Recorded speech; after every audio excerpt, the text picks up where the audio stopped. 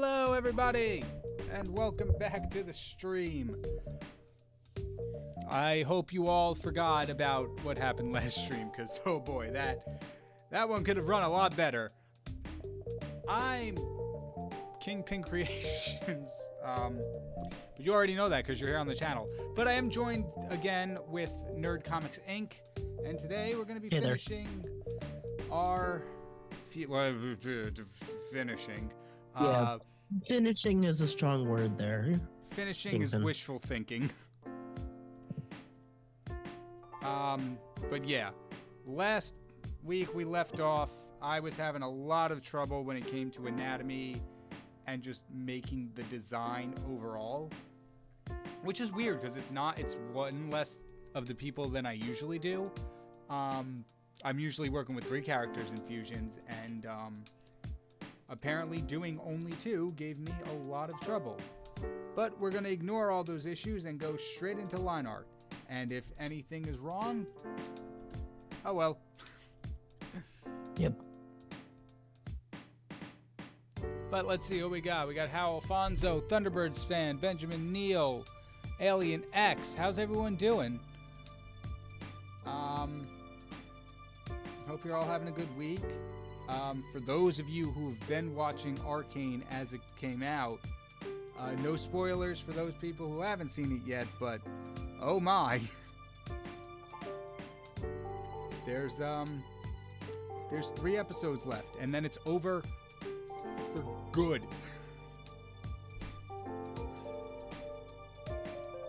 Which is a little weird to think about it, because we've been waiting for 3 years for the 2nd season, and it's gonna be gone oh so very soon.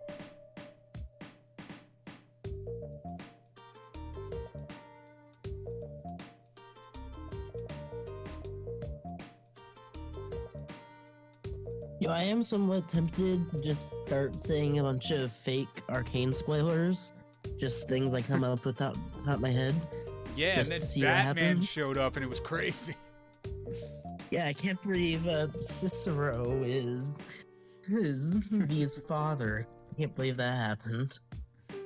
One of my favorite things that I ever did, and it's a very rare occasion that I'm able to actually do this, but when we were playing Life is Strange on boss level, I had already seen somebody play it because it was like a 10-year-old game. But Nate and Tara never played it. So what I was able to do was just say absurd things, or say spoilers in a way that sounded so absurd that they had no idea I was basically just spoiling the game for them. Of course, I made the mistake of revealing that at the very end of the game, so now I gotta be really careful if I want to do it again.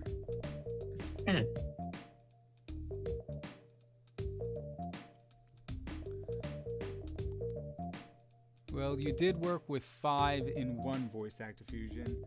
That is true. I feel like that one really doesn't count as a 5-in-1 though. We're talking about Keith David, I believe, from Voice Actor Fusion Part 4, where I did the 3 characters. I did Husk, Dr. Facilier, and... who the heck? Spawn.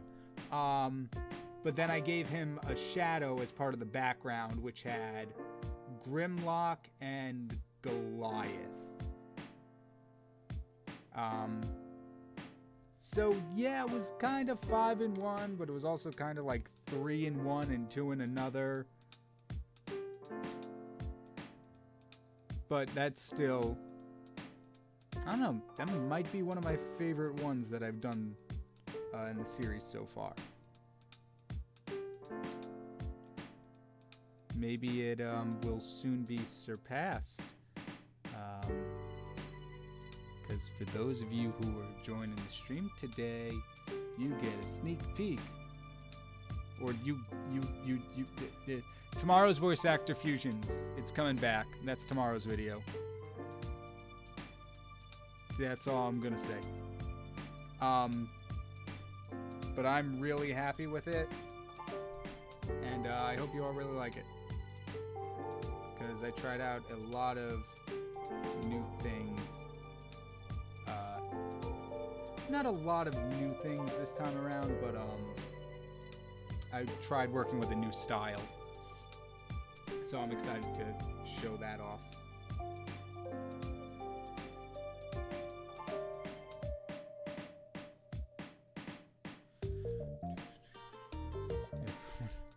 Vi is dating Velvet from Aspen Hotel. Yeah, I was not expecting that in the latest episode. Really caught me off guard. But I will say that the blend of animation styles between Viv's style and I forget the company that does Arcane. But yeah, they worked really well together.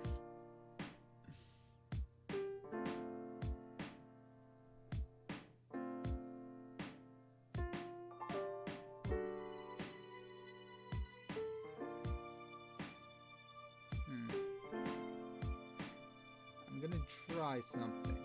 I'm gonna do the entire line art and just ignore any feelings I might have about the piece. If I don't like it, too bad. Trust the process.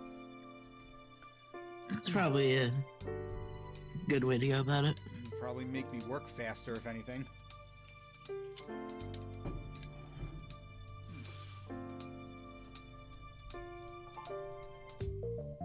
Be right back. Okay, KyngPin's gone. Let's critique his artwork. I almost feel bad doing so. My charger fell out of my laptop, and I've forgotten to charge it the last couple of days, so it's desperately needed. Yeah. Hey KyngPin, here's an idea for a story. Killer Instinct versus the Disney Pixar universe, based off of Mortal Kombat versus DC. Wow, those are two very different universes. That would be quite an interesting blend of things. That's an open line there. We can't have any of those open lines. That's going to make coloring harder.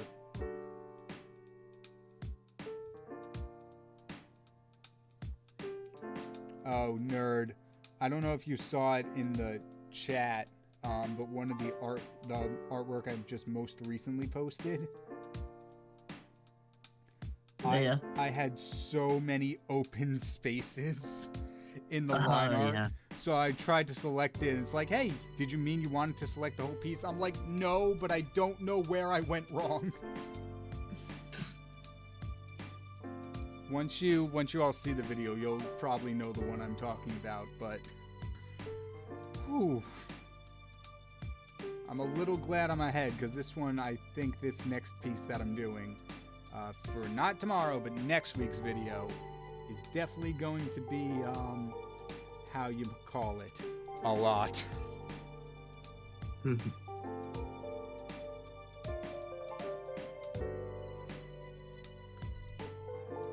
Well, I did post a huge list of Tara Strong of the characters she voiced. Yeah, I saw that, Ben. You posted a long list of just voice actors in general. And it is quite a well-versed and extensive list. I'm gonna have to slowly work my way down it. I do think one or two that you posted is covered in tomorrow's video. Not gonna say who they are. Not gonna give the spoilers away. You'll have to wait till I set up the premiere to see that. But one of yours, at least one of yours, definitely made the cut. I don't know. It just feels good to do the voice actor fusions again, because it's been like 2 months and I didn't even realize it.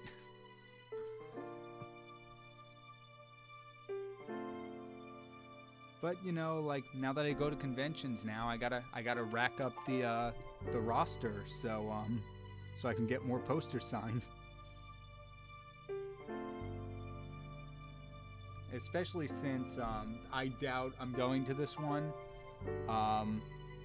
But I don't know if any of you saw, but Digital Circus, Michael Kovac, I believe it was Lizzie Freeman and Alex Roshan are going to be at Level Up Expo, I believe it's called, which is in Vegas next year.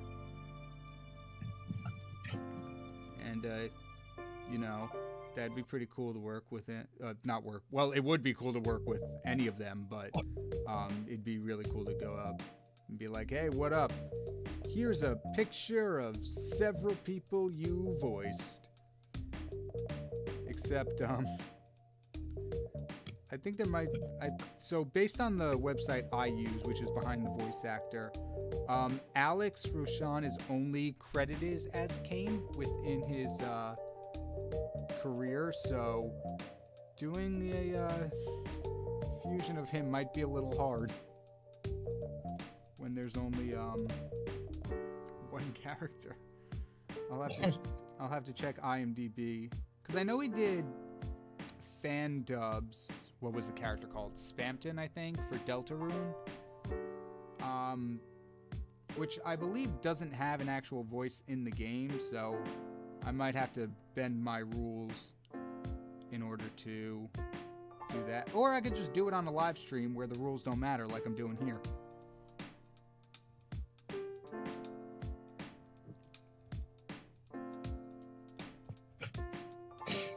That is a very well rendered web. I really am happy with that one. Hell of a verse plus Arcane style swap. Ooh. I've been thinking of doing a style swap video, Ven. The problem is it would take a lot in me to understand how the style works. That's the only thing, air quotes, holding me back is I don't know how to replicate a style. But I think if I was forced to for the sake of a video, that I could probably figure it out. So maybe I'll give that a try, especially since I'm a little ahead of schedule. Maybe I can afford to work on something else in the meantime. I don't know how I would do the Arcane style because that is 3D. I guess like facial shape and stuff is probably my best bet for that.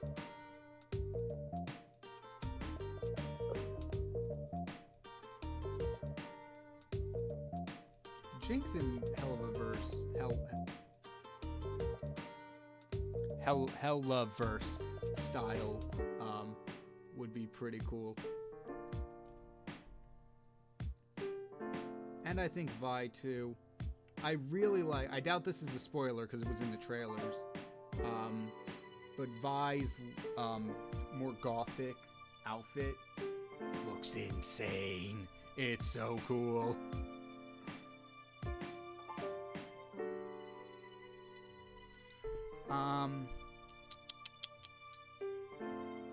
Yeah, and they had a little Hextech baby together.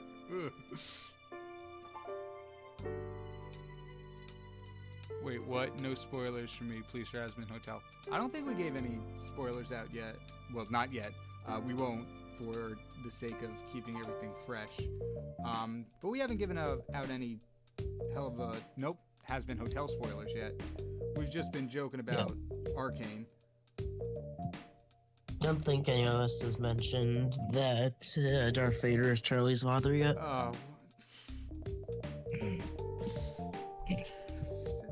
It's not even a spoiler, it's just a disturbing image.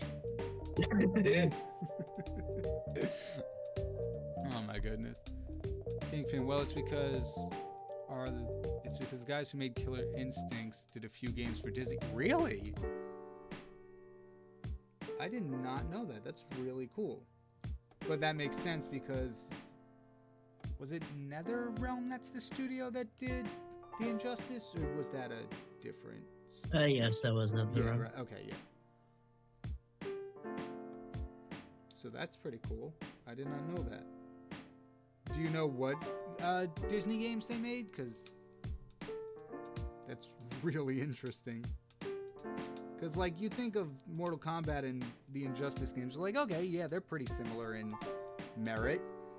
But then you think of Killer Instinct and just Disney as a whole, it's like, something's not adding up here.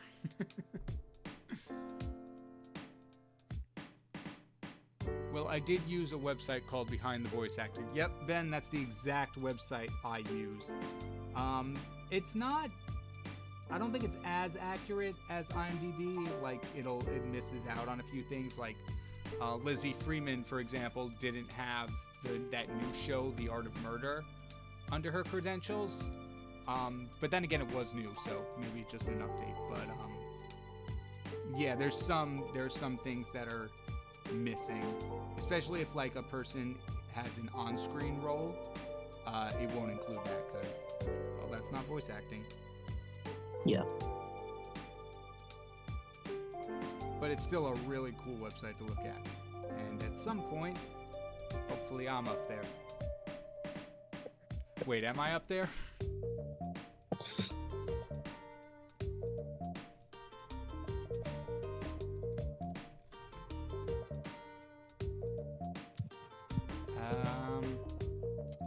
You know what? Nope, does not look like it. That's unfortunate.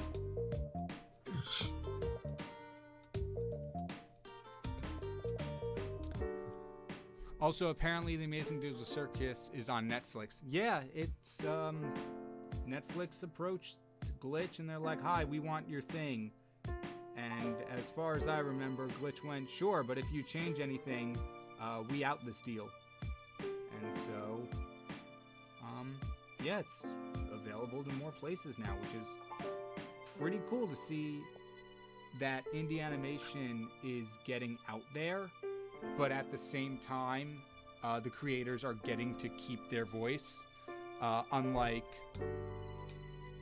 and this is not really to bash on Has-Been, but I believe once Has-Been went over to Netflix, Viv lost some say in how the show was produced, which I'm pretty sure is where the whole replacing the cast came from. But that is all speculation. Don't hold me to any of that. I don't have an insight to Amazon. Not sure what I would do with an insight to Amazon if I did have one.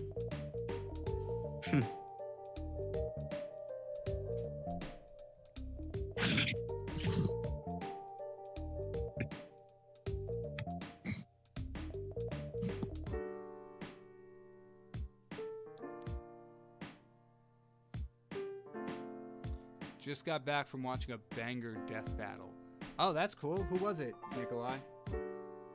Was it I think it was Eggman versus Bowser was the one that released today. Oh.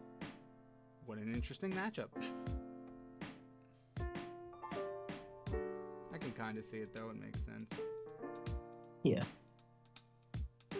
Alright, this is definitely going to be the worst part in terms of drawing, because I have no idea what's going on here with these hands.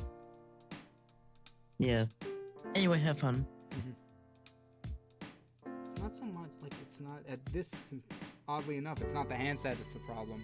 It's the fact that they're mechanical and made up of hundreds of different tiny parts. I gotta get the angle on it, because I know you were like, this middle part here was like a joint, so the fingers could bend.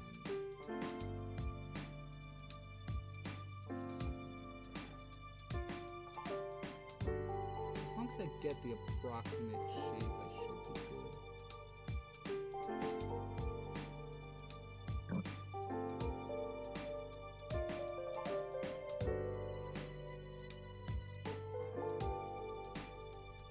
Alright, that's not too bad. I think that can pass enough to fake it.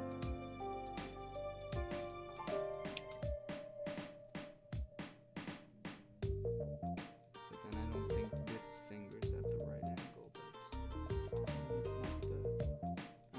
looks like it's big enough that it should be the main focus, but it's fine.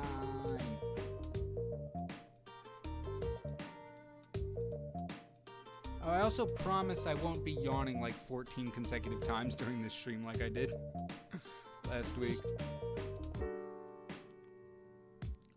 Last week was really rough for some reason, and honestly, I do not know why that was.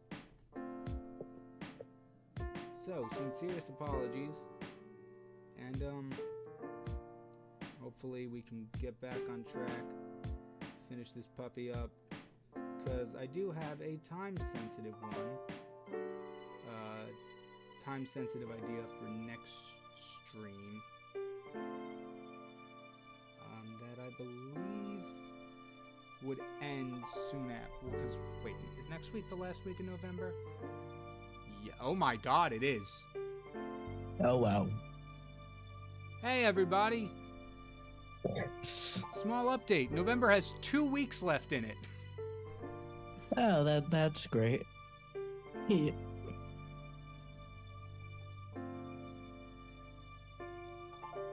That means Christmas is coming up and the new year.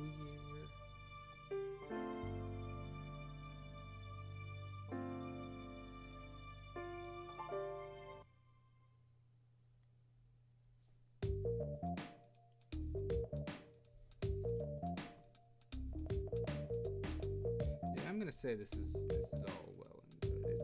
It looks great. It's perfect.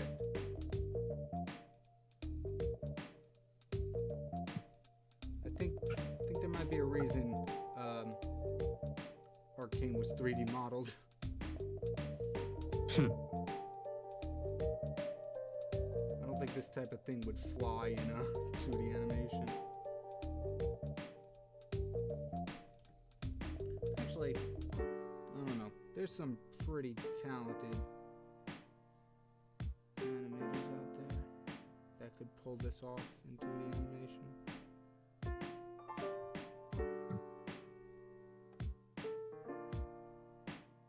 I am not one of them. I do not know that much about animation,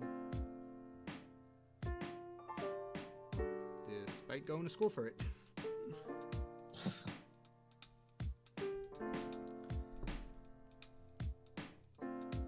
Did you know that Victor from Arcane is one of the V's from Hazbin Hotel?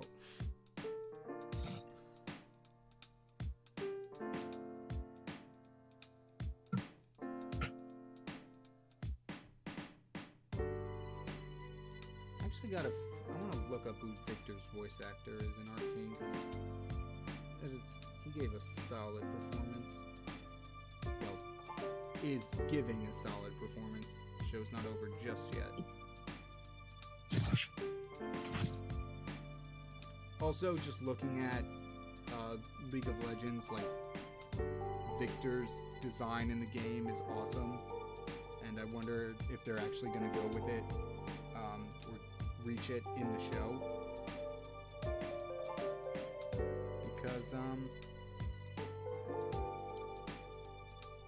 if you didn't know, the Arcane series got so popular that League of Legends said, yeah, that's the canon story now. Everything we wrote in the game for the last 10 plus years, forget it. Don't matter. Which is actually really cool if you think about it. Okay, so I googled who the Victor voice actor was, and a few interesting things immediately. One, the guy's name is Harry Lloyd. Okay. Two, like the first sentence, not first sentence, one of the first thing that pops up about him is that apparently he's a descendant of Charles Dickens. Okay. Weird connection there. Sure. And third thing is that the first image that pops up of him is not even of him, it's of Michael Kovac. So. Oh my goodness. Sure, why not? So just everything about the page is just... Basically anything not relating to the person itself. Yep. here's a voice actor that I can't confidently say has worked with. What was his name again? Harry what? Or Henry? Harry Lloyd. Harry Lloyd. Yeah. Here's just another voice actor, and here's his ancestor. Oh, you wanted to know about the actual guy? Yeah, we got nothing about that.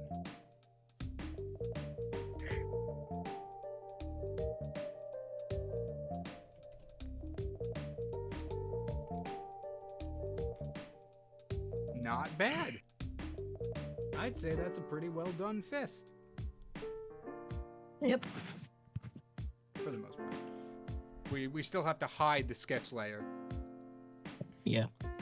Imagine Dragons is canon in Arcane. Yep, that's true. It's a good song. Yeah, that's really all I gotta say. I got nothing against it. It's a good song. So far, the soundtrack to the second season has been really good.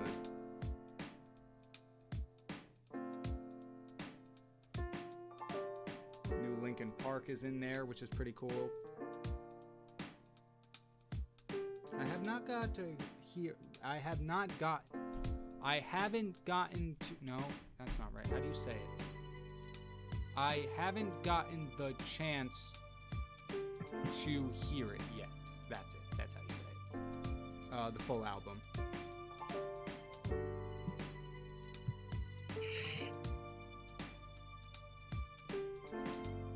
Where is Dempsey? Dempsey said they had to go somewhere today. I think he's in the chat. But in the voice, obviously he's not in the voice chat. He said he'll be back hopefully next week though. So that'd be cool.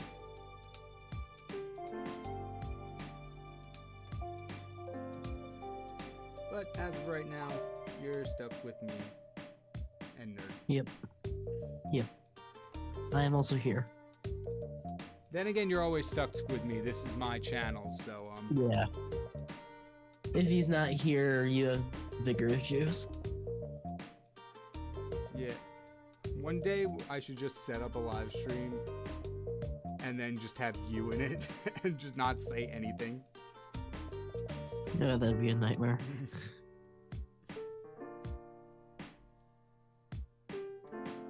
Alright, you have striped pants, don't you? Yep, for some reason.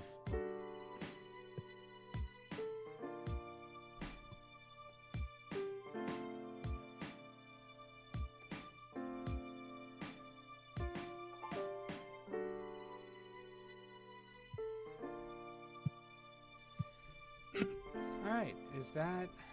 Alright, hide it. Not bad. Yeah, that's not bad. My only thing is the hood is pretty thick, and then it evens out, so I'm gonna divvy up the line weight a little bit.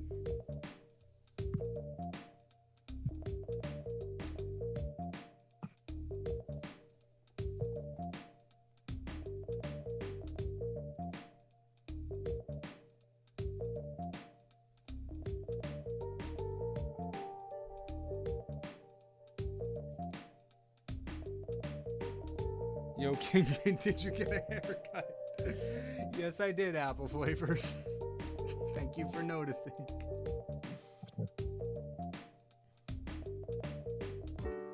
I was thinking about this because it's gonna be really weird that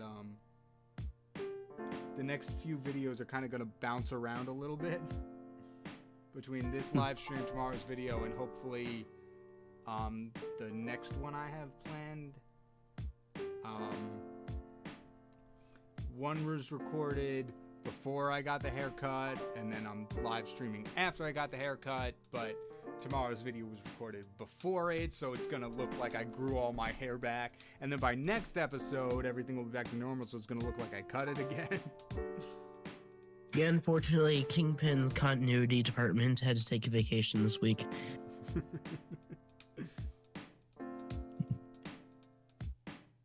That's as the original stories on the channel grow, that's gonna be my one biggest fear is messing up my own continuity. I honestly don't know how Popcross does it.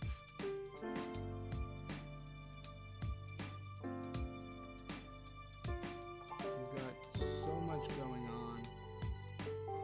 So many different stories and spin-offs that aren't connected but also are connected. Like, I wouldn't even know where to keep track of it all.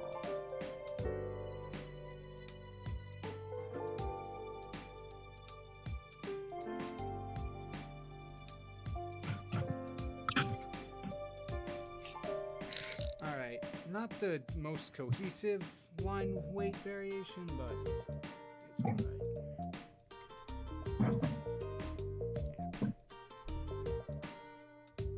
Just say the saga was a dream and not real and reset the continuity. Well, that's kind of Dempsey.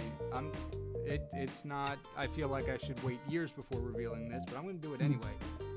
That's what happened with the latest Demon episode. I had to figure out a way to make Demonica's cameo not canon. And so I literally pulled the "it was a dream" card.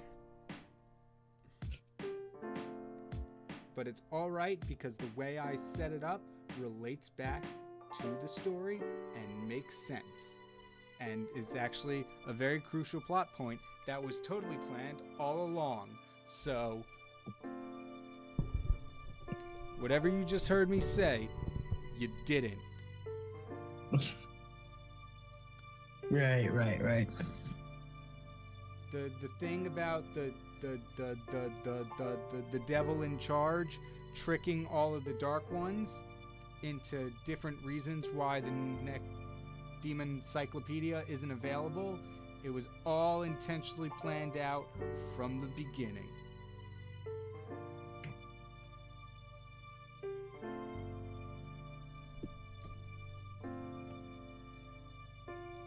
It's actually really good that we had the collab when it did, because I had no way of getting to that plot point prior to that. Do I sound smart yet? Getting there? Have I fooled everyone into thinking I know what I'm doing? I don't think anyone was ever under that assumption. That's fair.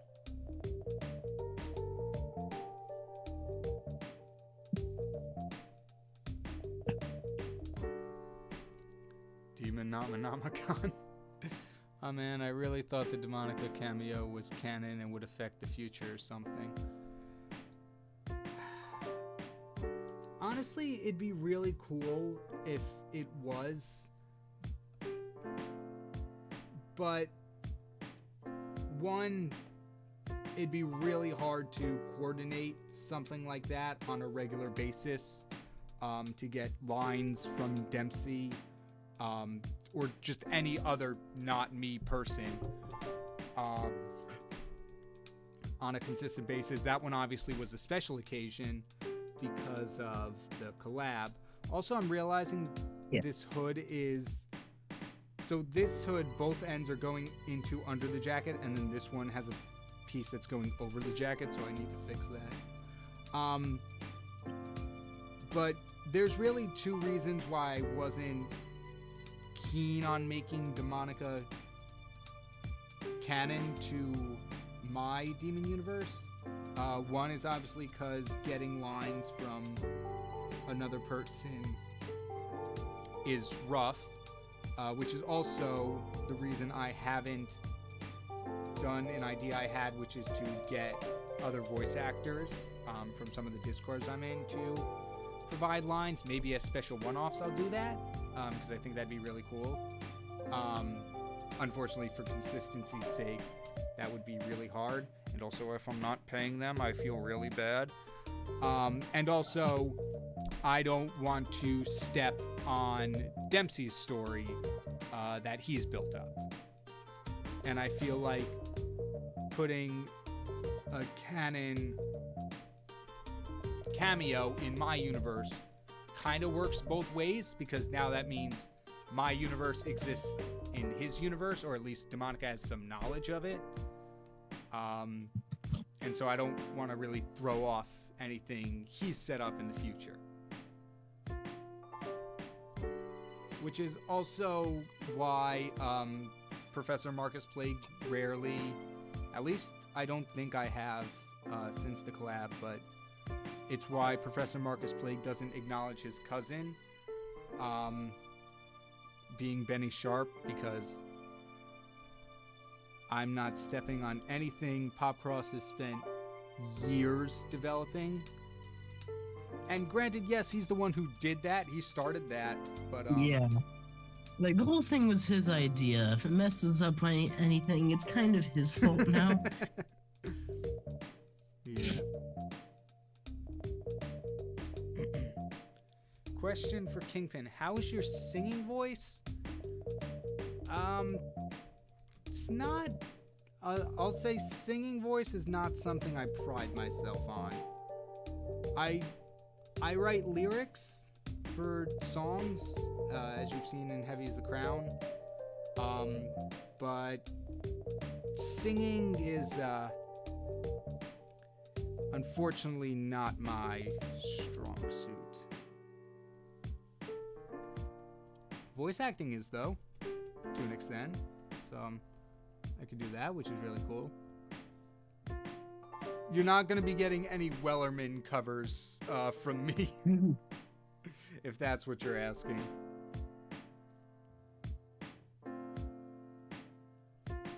This might be affected by the lighting of the scene, but let's color pick here.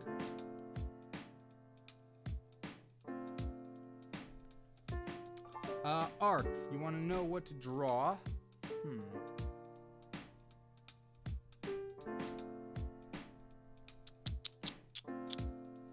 I never come prepared to the streams with a prompt for Arc. Okay, let's see. Draw.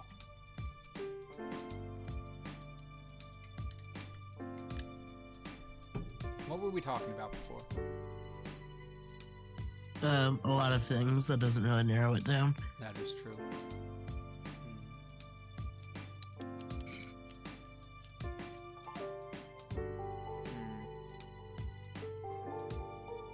Oh wait, yeah, no, Nikolai did remind me. Plague did do that cameo in one of my SCP videos. Yeah, I know. I forgot about that one.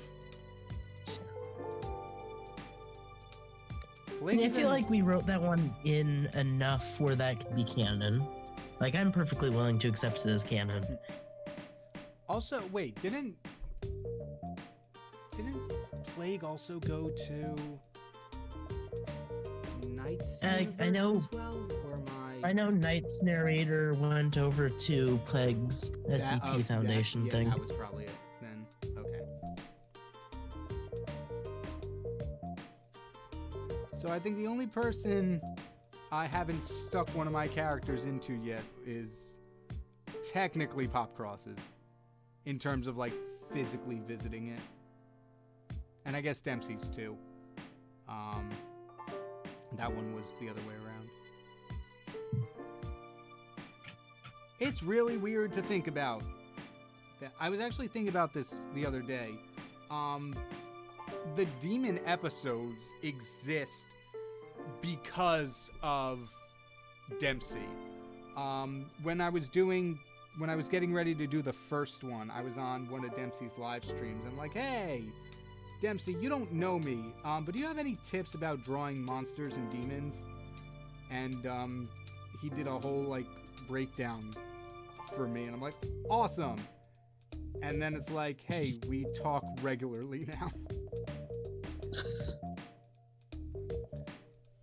Life is weird.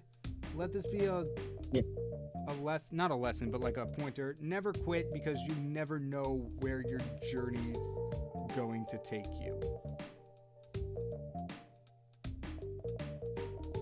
Alright.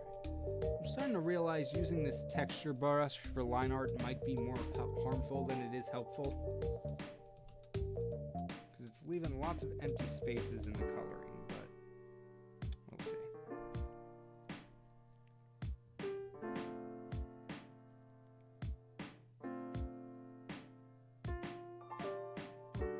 KyngPin, if you were a supervillain, who would you hire as a henchman?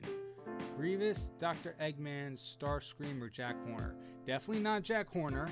I would die immediately. I don't trust that guy. Nope. That one's immediately out. Yeah. Grievous is... I've always just liked Grievous as a character. Yeah. I don't know if he'd be a good henchman, though. And he at least seems somewhat competent, at least compared to the rest of these. That's true. I feel like the rest would just betray you as soon as humanly possible. Yeah, that's Or Cybertronanly possible, or... Alright, taking a risk here. I'm not using a color fill layer for this one. Whatever I do is pretty much final.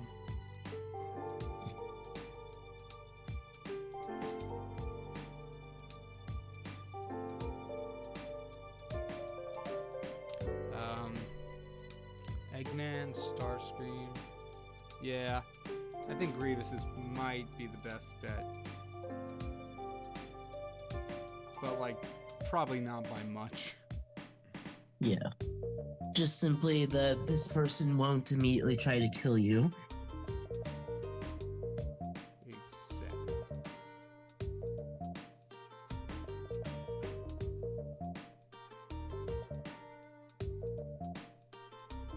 Decent choice, however. Eggman has a history of backstabbing others he's worked with due to his obsession with domination. It's likely he'd betray KyngPin at some point.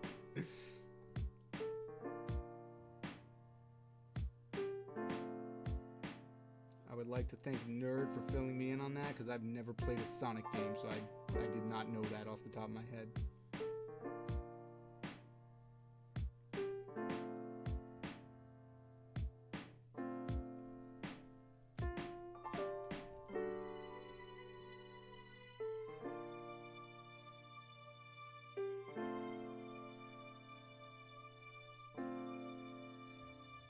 Strips and clothing are hard to dictate where they go. Yeah, that's alright. I have to color in the...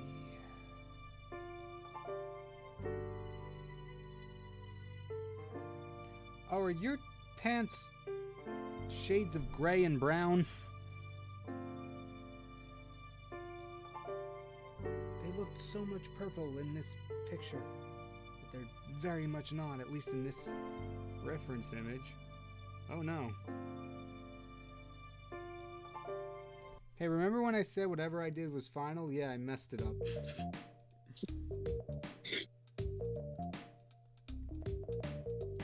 Alright, if I do this, and I...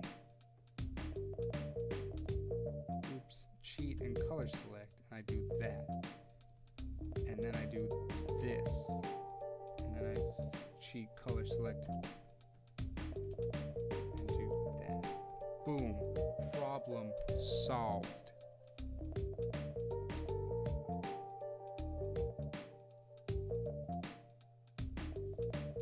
And then apparently there's a patch on her pants, like right here.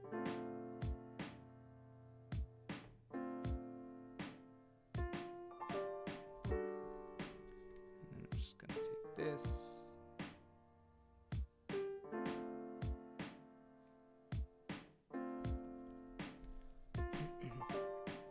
Yo, King, sorry for repeating. I don't know if you already answered this, but are your original stories taking place all in the same universe or something like that of a potentially linked multiverse?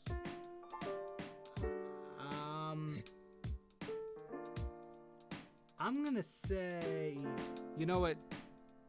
No, I have an answer for this. Some stories take place in the same universe, some don't. Some are decided on where they relate, some I still have to figure out. So, it's... I think it would be similar to Pop Cross's. I am trying to figure out a way to not make it like a multiverse sort of deal, just to keep a little, like, just so it's not fully copied off of him.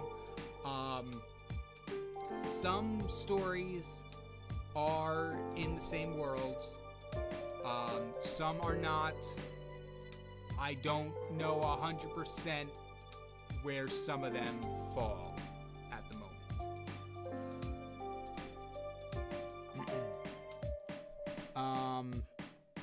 Arc, I apologize, I have not given you a prompt yet. I'm still trying to think, but my mind keeps defaulting to rubber chicken, which I believe is a prompt I've given you already. So, for the sake of it, can you draw a rubber duck chewing bubblegum? That's the best I've got for an idea right now, I'm sorry. Kind of blanking. No, that's fair. I need to figure out like if Streamlabs has a way to where I can like make up like a wheel of prompts that people can, like a command of prompts, and then people could like type /spin or whatever, and it'll give them just like a randomly generated prompt. But I feel like that might be, or might require programming that is out of my feasibility.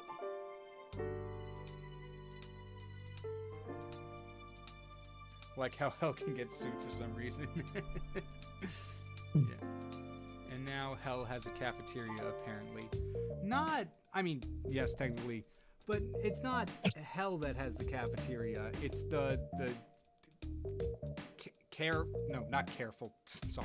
castle, air quotes, that all the dark ones are staying in.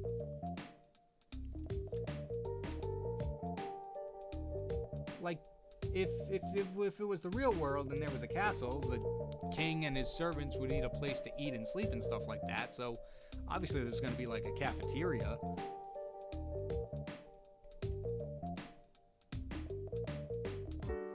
And it just happens to be a cafeteria that has all kind of food ever imagined. You have a teal shoe color. Something like that.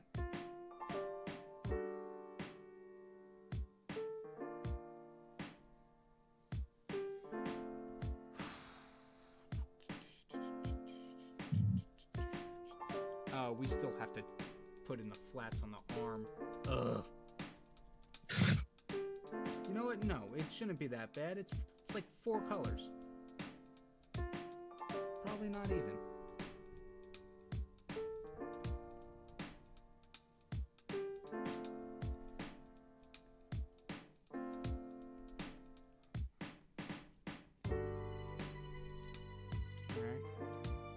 Looking good so far.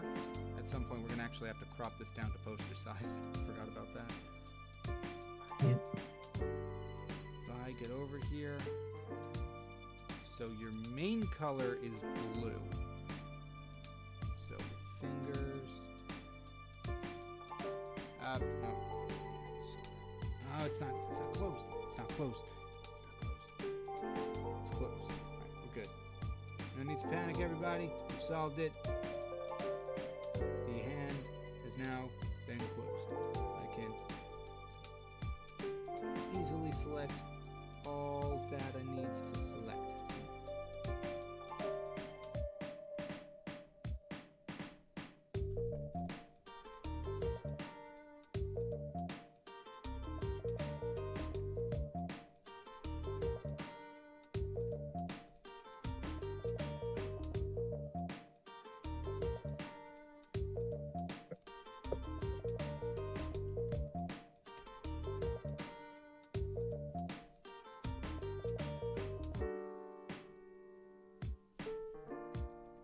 Okay, that could have gone a little better.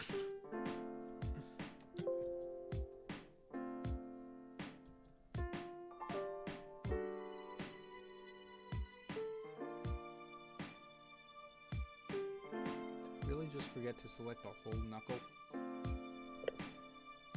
Apparently.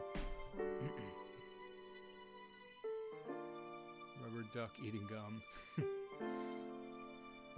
That's relatively easy as long as I have the data for each part so you can combine it at random. Wow. Oh, wow. Thank you, Dempsey. Actually, you shouldn't be. You're part of it because I did not close off the line. That one is on me. Huh, we're almost done with flats and it hasn't even been an hour yet. We're already making great progress. Knock on wood.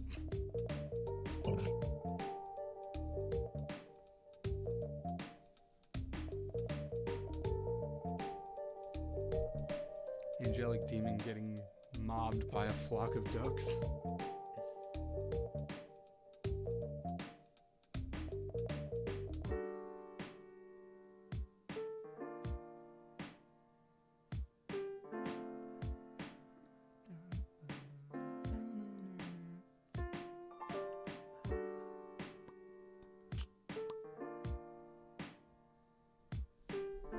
What is going on up there?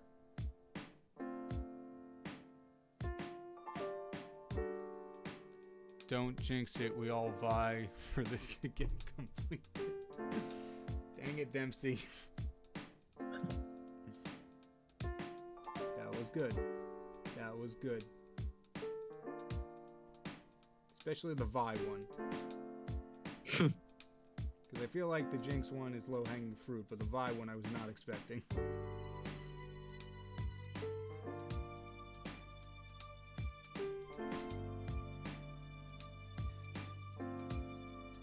You know, this is... I'm gonna show my age, and I hate that I'm about to say this, but it does really stink, the way... or having to wait for new episodes of a show.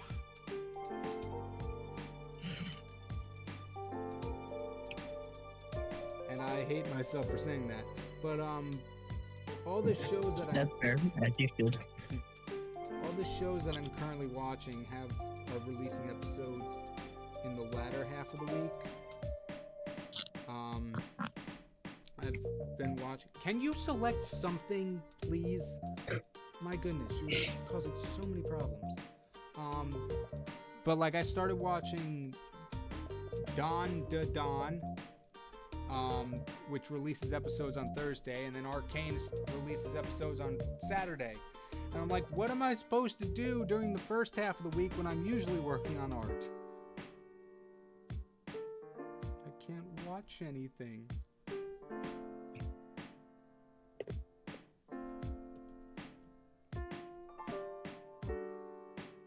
I would very much like to check out or read Solo Leveling.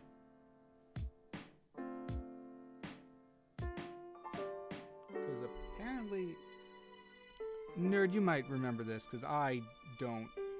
Have we had a conversation with Dempsey about Solo Leveling being a book before it was a manhwa? I do not think we have. Okay. Because I feel like I knew that somewhere, but I can't remember if I did. But apparently Solo Leveling is a novel series, a manhwa series, and now an anime.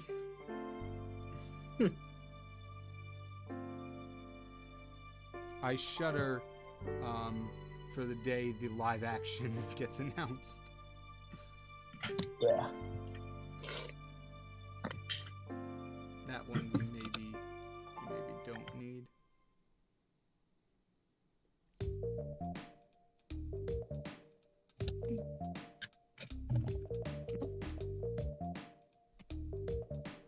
I don't think this is the most accurate color. Right, but we're gonna add some undertones to it. Get that'll work.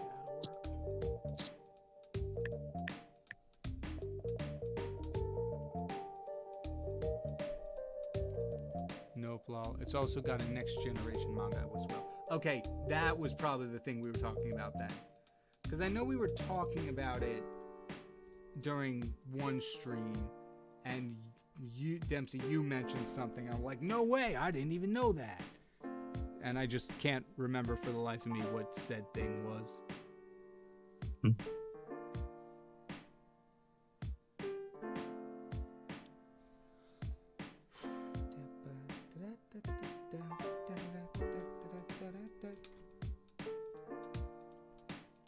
Oh my goodness, I forgot the eyes weren't done. I'm like, what is going on with her face right now?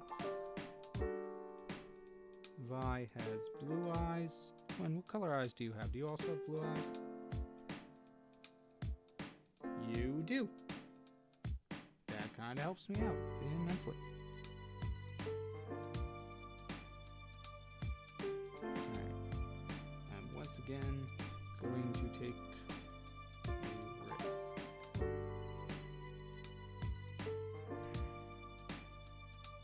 No. Risk is stupid. Why would I do that?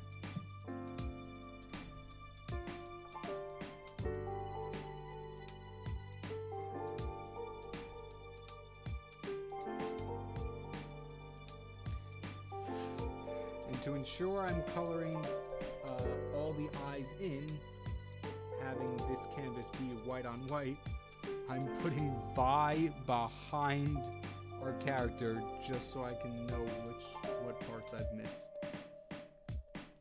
This is innovation that excites.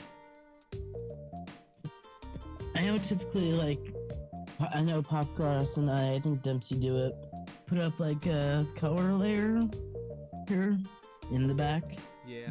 Route for when we do things like this, or when we get shading, because when we're lightning shading and sometimes we accidentally misclick on the background and it's covered in almost a white gradient, and that is the worst. Yeah.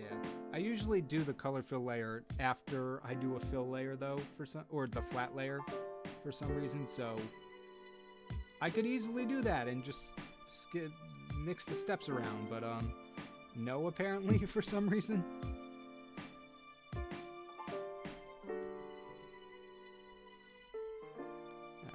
blue. What color blue are we talking for the eyes? I know Gwen's are slightly more faded. Well, those don't help because I can't see them. And they're just like blue.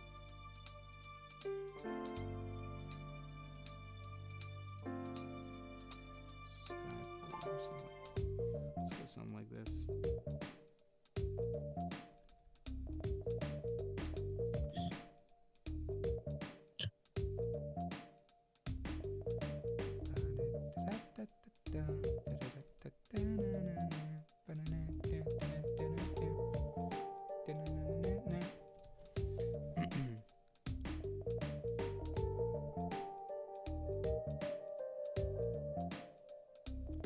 Congratulations. Which multiverse tale overseers could you take in a fight? None of them have any of their powers. It's just straight hands. Okay. Oh, well, that makes it significantly easier. Do ray guns count as powers? Because I'd say the gopher. Yeah, like, they said straight hands, so I'd assume that would mean hand-to-hand combat. And in which case, I am punching the gopher. Mm-hmm.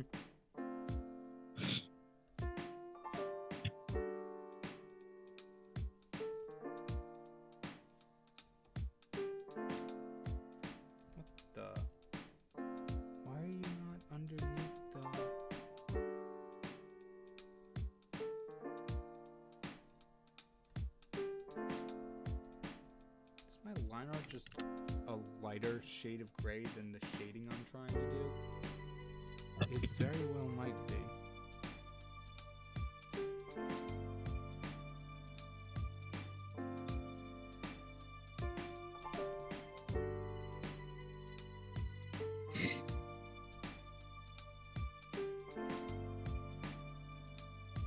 That did nothing.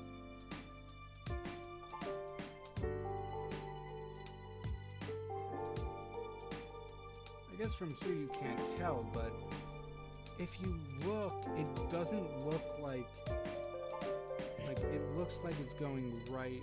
I guess not. I guess it is lighter. Wow, I really messed up on the line art stage. Yeah, see? Guess it was going too thin. Whoopsies. Just when we thought things were going well. Hey Dempsey, remember you said that thing about not jinxing it? I did it. We were robbed of your victory. If I'm gonna use this texture brush for line art. I gotta get real comfortable with it.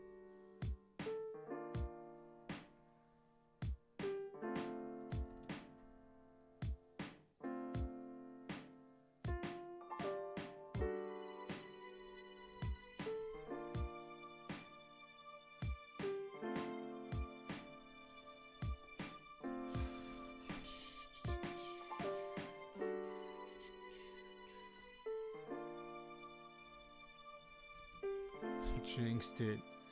Now his process is powder.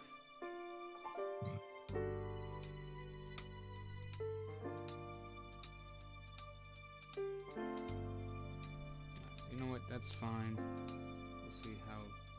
Those are really the biggest ones. Like I said, in the grand scheme of things, it doesn't show up at a distance, so.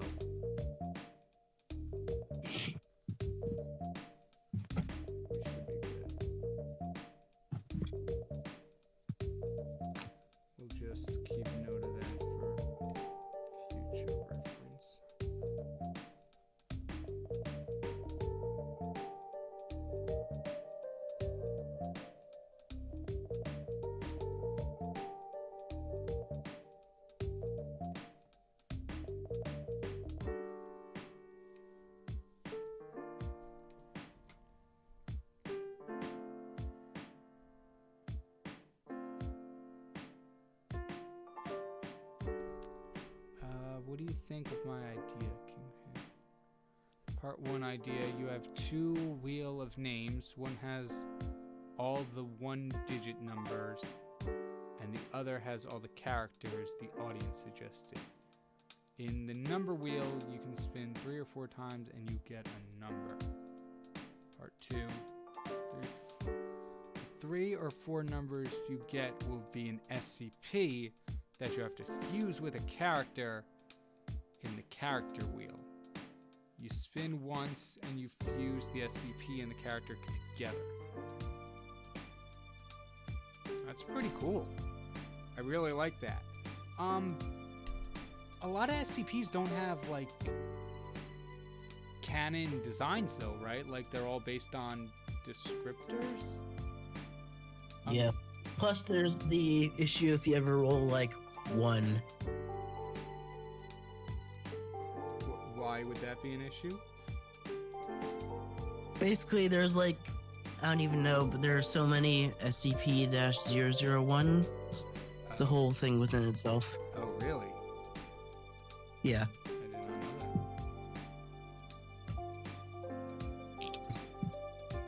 that. I would like to do something. Like, I really like doing the random indie horror fusion wheel. So I'd love to do something like that again.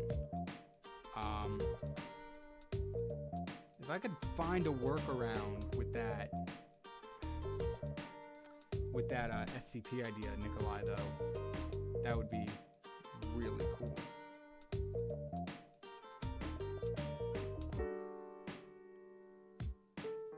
Because I know definitely, as an artist, I should not be saying, oh yeah, there's no reference for me to pull from. Guess I can't do it. If there's a descriptor, that should be enough. Although I don't know if it would translate well to fusions. I'll have to take a look at the. I'm not too familiar with SCPs, unfortunately. It's a fascinating fandom. No, not fandom. Like world, I guess, for lack of a better word. But unfortunately, I have not taken the time to do an in-depth study of it. I got an example, SCP-065 sound wave from Transformers Prime. I don't know who SCP-065 is.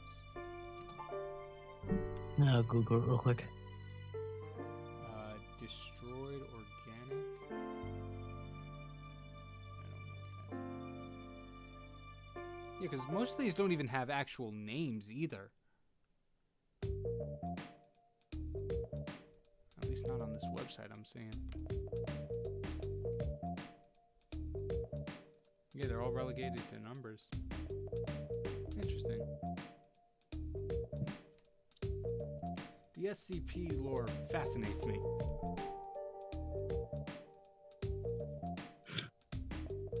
Okay, so it was 065, correct? Yeah, I'm very unclear how you would draw this, as it is quite literally just a region of space 12 meters long that distorts 12 meters in volume that distorts reality. I got you. So good luck with that.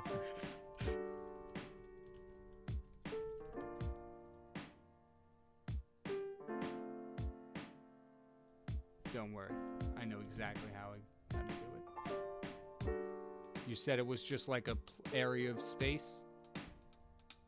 Pretty much, yeah. Alright. Check this out.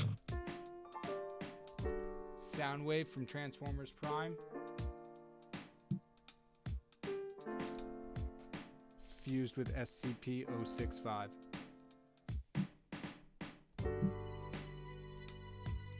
12 meters. Done.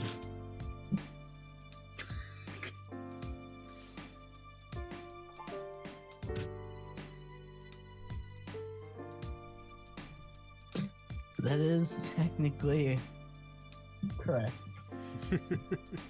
Also, I realized I deleted a layer. That was a color that I needed. And it's all worth it for the side gag. Oh no, this happened before. This was just me being oblivious. So what we're gonna do is we're gonna go into YouTube. We're gonna pull up the stream. We've got passion, we've got determination. We're gonna reverse. We're gonna rewind to a point where it wasn't gone. And then we're going to take a screenshot and we're going to color pick it so we can get the same color. Because I really like that color. Boom. Here we go. Why can't I screenshot? Where's my Chrome extension? Whatever. It don't matter. We're going to take it. We're going to copy. We're going to paste. We're going to enlarge. Boom. We're going to color pick. Boom. Done. And look, now it's here. It's gone. And it's just, whoa. It wasn't too far off. And it's like it was never not there.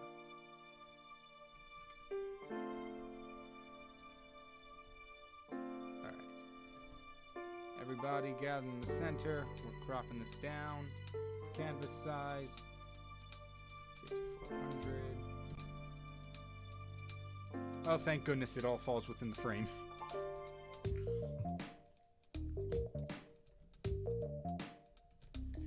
Alright. So far, it's looking alright. I feel the colors might be a little, not incoherent, but, I don't know, clashing, for lack of a better word. Yeah, I can see that.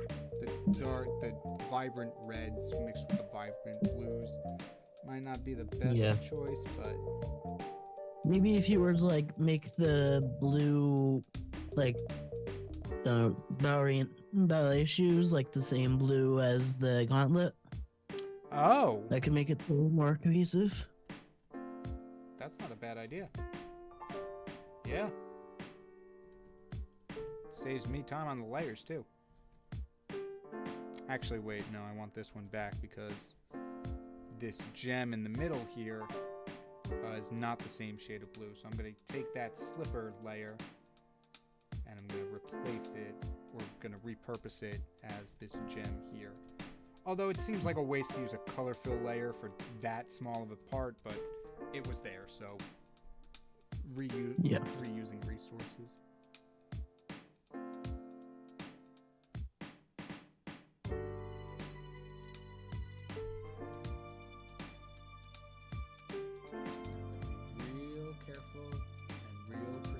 Laying down these shadows.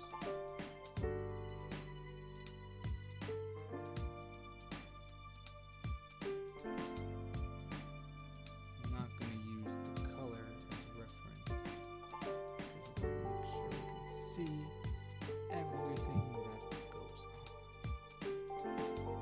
I think if Mythil joined the Sharp Gang, she'd be a powerhouse. Oh, that is... Wait. What did Mythil lose? How? No. No.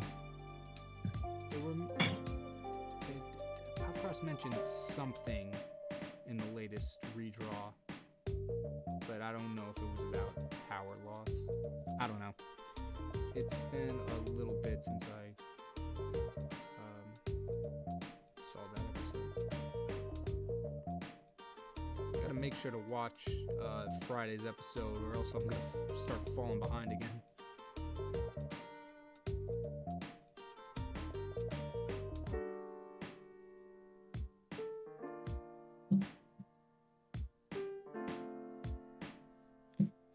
That being said, though, what is everyone thinking about this new round of stories that Popcross is doing?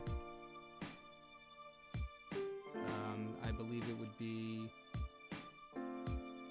Starseed Psyche, Fear of the Demon Hunters, and Fear of the Demon Hunters and Trismegistus Academy. I know 2 of them are only in like their 2nd episode, so it's a little hard to... I get it would be hard to gauge everyone's opinion, but so far, I'm enjoying them. I've been waiting for a Fear story arc, Fear herself story arc, for a little bit, so I'm excited to get to watch that one. And, Trismegistus so far is good. I did like Eloise Ludum as a character.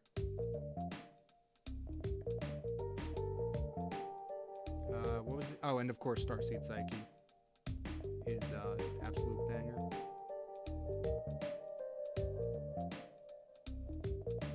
I don't understand, and this extends to you as well, nerd. I don't understand how you all could have so many story ideas and work on all of them simultaneously. Yeah, I don't understand either.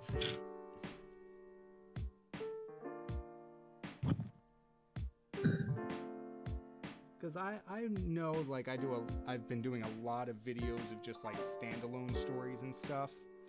I don't know if it's out of fear for progressing the stories or just needing to be in the right headspace. But, like, I feel like I'm juggling too many stories at once at the moment. And I've got, like, there's the demons, there's the... there's the fantasy dragons series, which is a little up in the air at the moment because I really don't know, not so much where I want it to go, but more of what medium I want to tell it in. Yeah. Very similar to the very first episode of Starseed Psyche, where Popcross never intended to have it as a video series until recently. And he formatted it like an anime pitch or whatever it was. So I've got one of those in the works. And I really want to make sure I do the fantasy story right.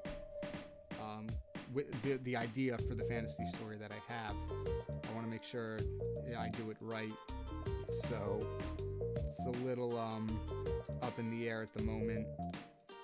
Then of course there's Katie's, the girl who was doing all the Venomized Singing Monsters stuff. There's Ivan a Clue, who last we saw was doing something with aliens. Of course, that's kind of his thing. Yeah. There's Professor Marcus Plague, who, I mean, technically we've concluded his first story arc. He got the Corpser, got Duck Scare, yada yada yada. So he can take a backseat and just do chill episodes at the moment. The demon one, I think, is my favorite so far. but I think I'm at a point in the story where I gotta start progressing other stories so the full impact of that story makes sense. Hopefully me saying that didn't spoil anything.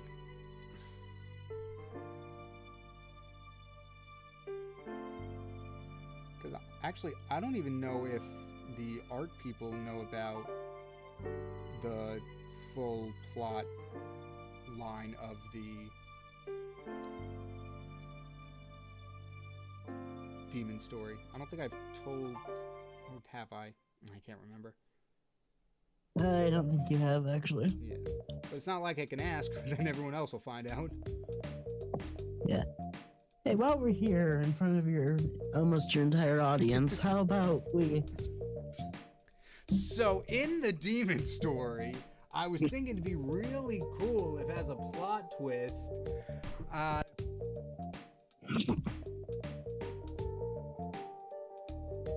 and then everyone died. Quickly, editor, cut this all out.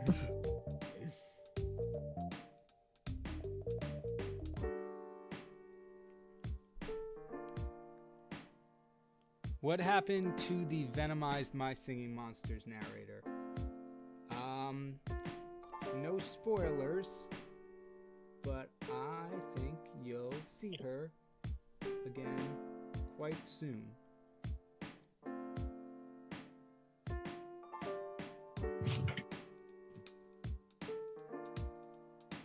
And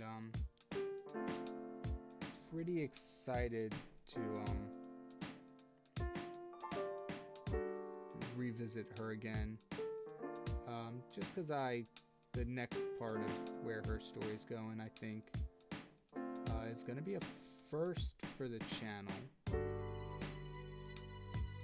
which will be really cool.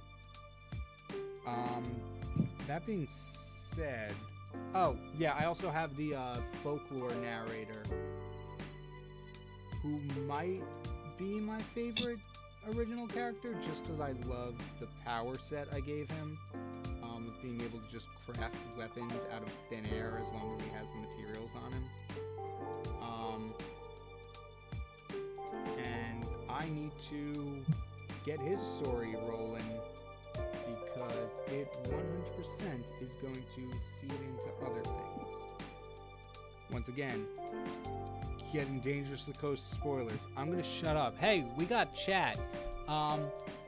We didn't hear anything except everyone died. Oh, you heard that much? Ew. Oh no. No, I purposely muted the mic so it seemed like I was telling spoilers, but none of you could hear it.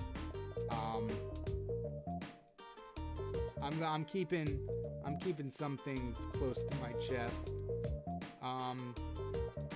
Just cause I'm impatient and I want to reveal it, but I think we have a long way to go to make sure the reveal is impactful. So that's why I gotta keep quiet, because if I don't, I'll blurt it out and then it'll all be ruined.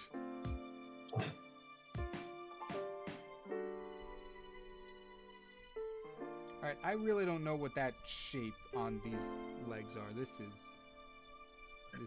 not good. Let's fix that up. Okay, find KyngPin and check his chest.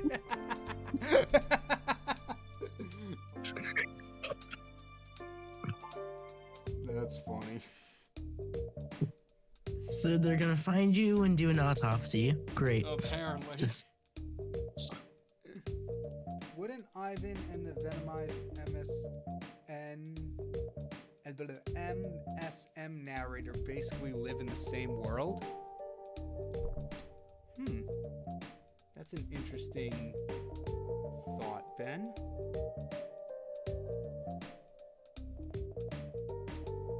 Ark, you're done with the rubber duck? That's awesome. Can't wait to see it. We are missing one of the smiling critters. Have 8 and we have 7. I hope you... Which one are you missing? Because if it's, depending on which one it is, you might be in a little bit of trouble.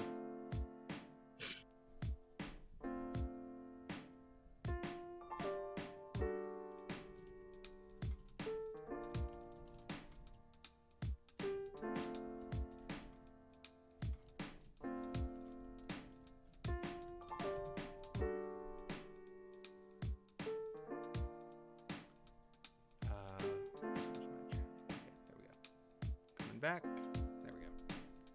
Just had to take care of, had to send out a quick message. Apologies, I'm back. We're doing the comic shading. I think so. I noticed Popcross does something a little similar to this too.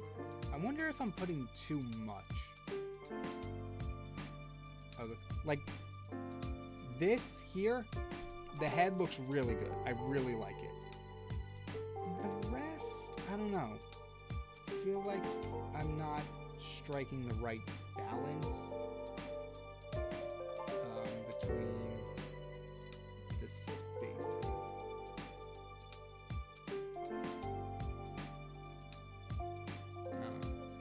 We'll see. Time will tell. It does make for really good this art. I don't know exactly what to call it, but like It's almost like a manga style type thing. yeah, exactly. Like just the line art. It really boosts up this version of the art. Like it's cool with the flats and all the shading as a piece, but like breaking it down, my line art isn't anything special per se. But once you add in that, it really takes just the lines to that extra level, which I really like. It does take a little longer, and for other mediums, well, I mean, it is a comic medium, so I'm very interested to know how people do it, and have the time to do like 6 pages a day or whatever it is. Then again, I know like big comics have like inkers, fine art. They delegate to different people, which is what amazes me when you see all like these webtoon people and be like, yeah, I do everything myself. It's really interesting. All right, before I get carried away, I think we're gonna call it on the call it on the inking for now. We're gonna pull the colors back in. I missed half of them, and we still need to do her eyebrows. Whoops. Okay, so now here's something I actually don't know the answer to. Is Vi's hair dyed, or is that her natural hair?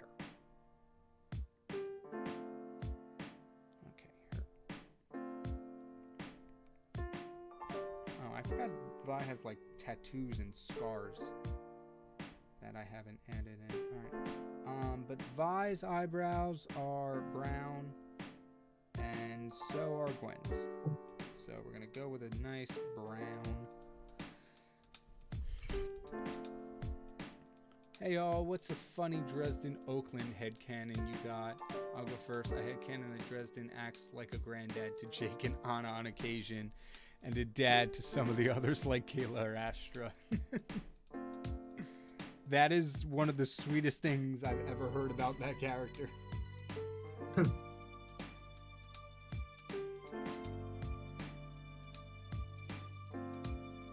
don't know. I feel like, I don't know if this is the right word, but I feel like I'm not good at headcanons per se. Like, at least I'm not good at noticing it. I'm sure there's something in my head. I'm like, oh, I believe this guy does this, that, and the other thing. But I just never realized it as me headcanoning something. Yeah. I'm just gonna actually... Would this be too much to... No, I think that works.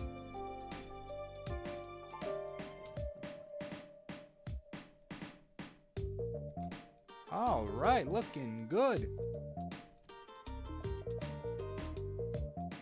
Yeah, I'm gonna save myself the trouble and not flip the canvas. Oh, That's probably fair. We still have to do the webbing.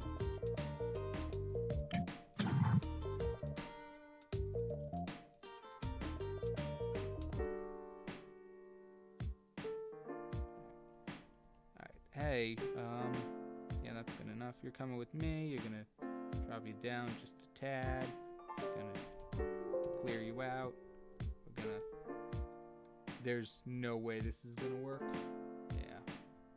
Actually, that went surprisingly smooth. Yeah.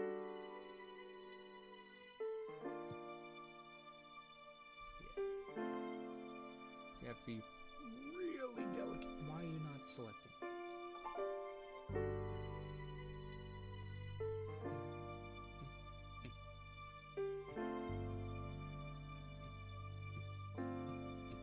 Well, that did not work at all. Gonna have to do a lot of filling in with this one. Yeah, wow, that is a lot of empty space that did not get selected. Yikes.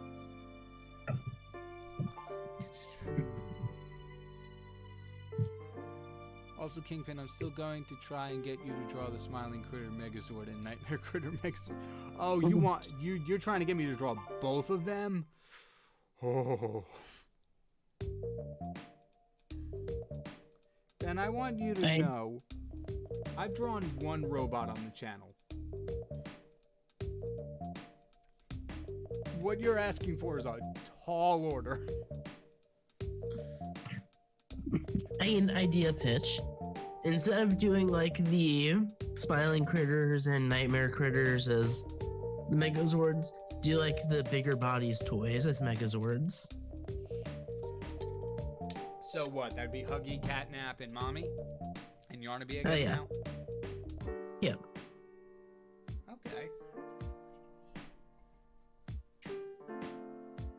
That might work. Still gonna be really difficult.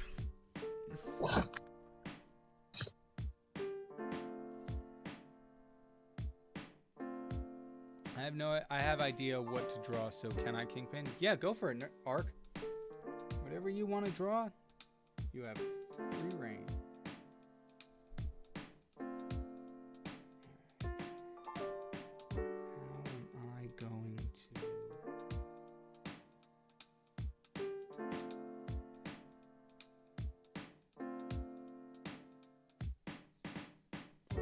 I don't know why. There's something that's a little bit of Caitlyn from Arcane, like in the face. I don't know. It's weird. But that's not important. So, where is the lighting source coming from? I get, so based on these harsh shadows, it's coming in from the left. Okay, I can work with that. How am I gonna work with that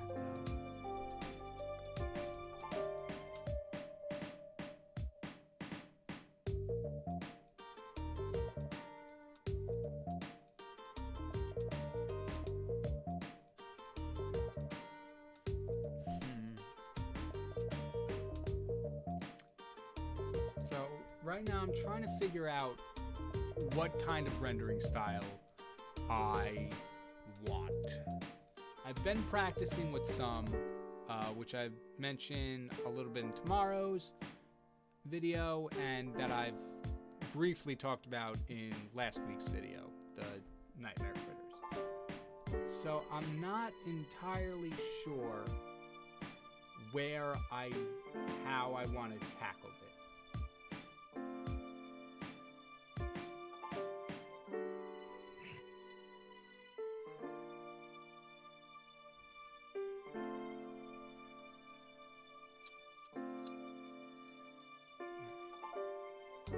I think I'm going to try.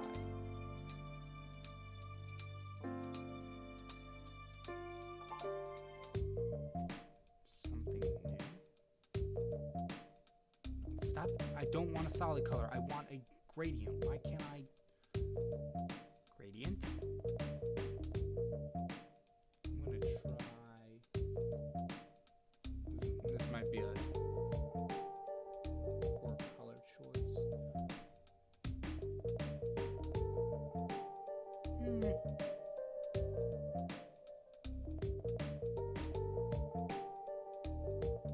That's too much.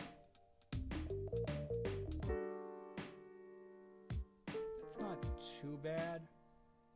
I'm gonna make the colors a little lighter.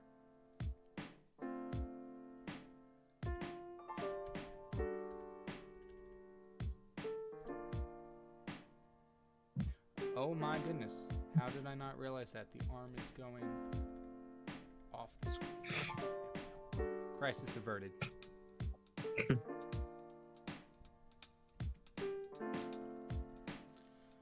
Linear burn. Put you down here. Another linear burn. Get rid of you.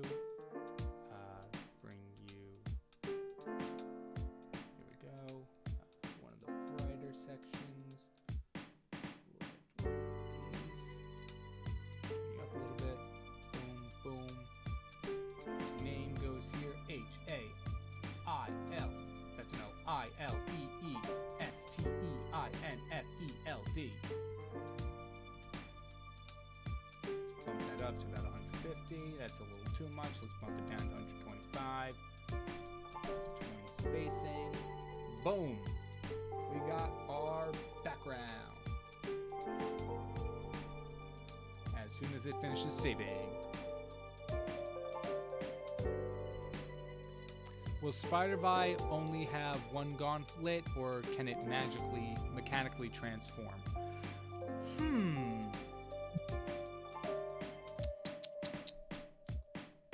For the sake of the drawing, there's only going to be one, and I actually think I made it smaller than the gauntlets are in Arcane. I feel like they're slightly bigger. Which I still don't understand how they work. Cause like, there's, like, her fingers are not this big. So like, there's gotta be like something in them that, like what I believe is, and we're getting a little off track here, but it's fine. I believe that like, the glove itself ends like here. So like her hand is here, and she's like, yeah, come at me. And then this is her arm, it goes down and it goes up here. And then there's some magical arcane hex tech nonsense that's like, all right, this finger attaches to this one and this one and this one and this one. So whatever she does here, they move here. Because there's no way, there is absolutely no way she puts on the gloves and her hand looks like this.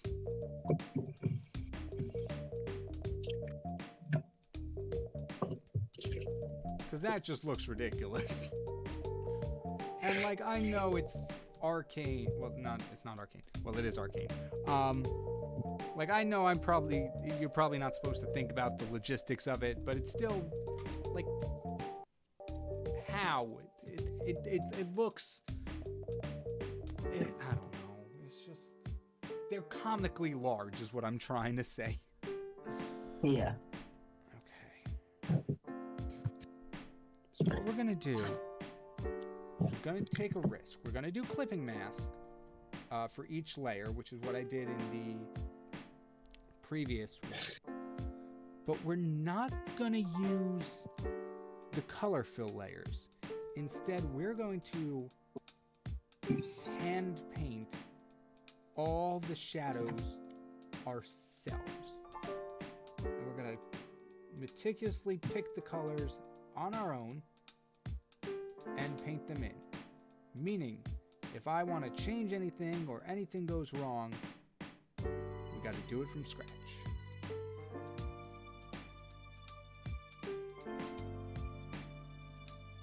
Wish me luck.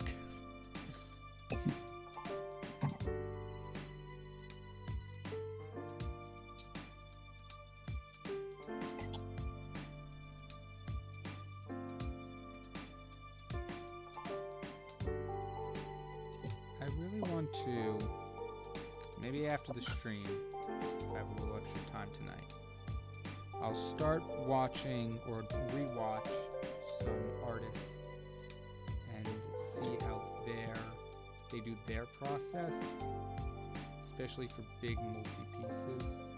Because I can't imagine they use different layers for every color, for every highlight and shadow. I feel like that would bog down the program a little too much. So like that's fine. There's nothing wrong with that. That looks like a web. It's too far away to really even register the details, so we don't need to do much more for that. But now, like, now that we're getting into the bigger things here, with the hood and all, it's like, well, no, you're orange, so the shadows would show.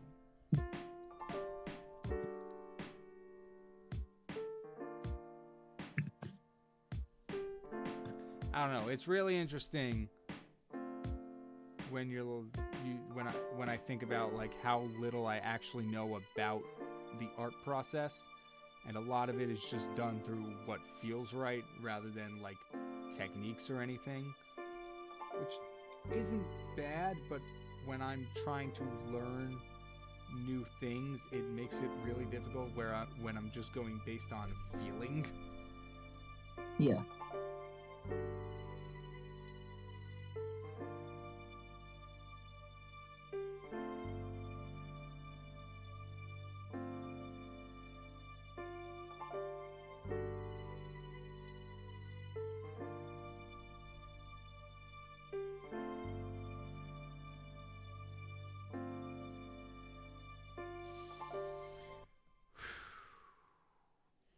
And what I'm going to try to do is also not use any of the blending modes.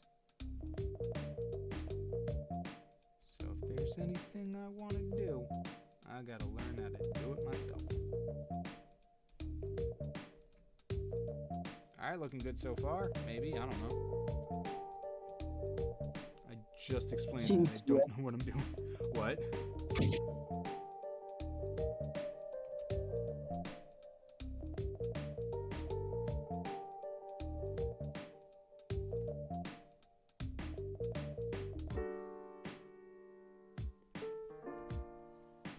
KyngPin, I'm done with line art. Awesome.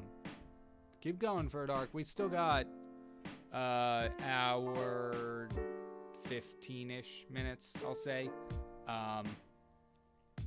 before we do our showcase for the week.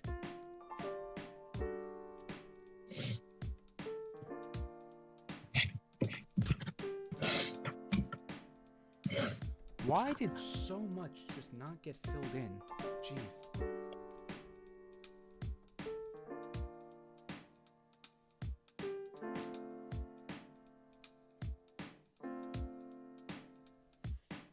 Just remember, all the weapons have to be in the imagined, even if they're not in our hands.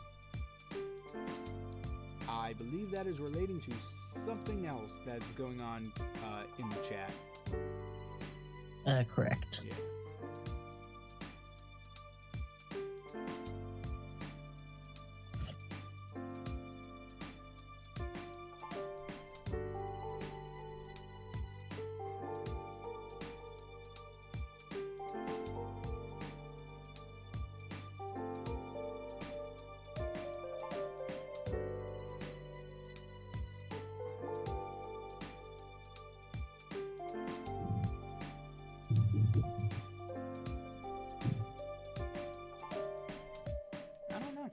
There's something about that there's something about this that does look very comic book-esque.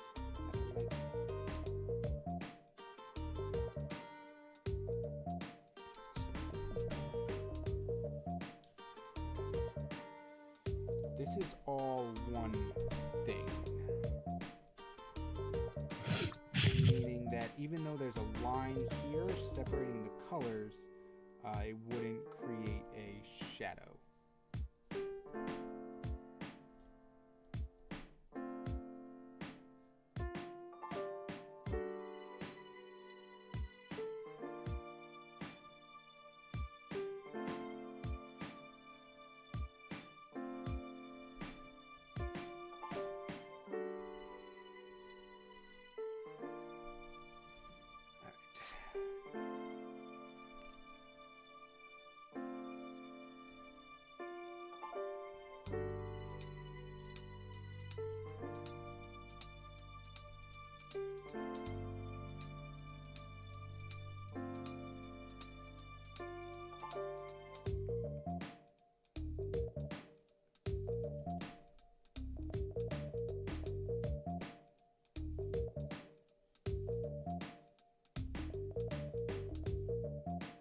Apologies for the silence. This is the time when we lock in. Yep. We got hour and a half to finish it. We're gonna finish it in that hour and a half. Hopefully. No promises. No promises, because we don't feel like getting zooed today. Although we are at a point where if we don't finish it this stream, there'd be no reason to do it to finish it in another stream, so that'd be like 30 minutes, not even. Yeah. So, that being said, this should hopefully be the last one.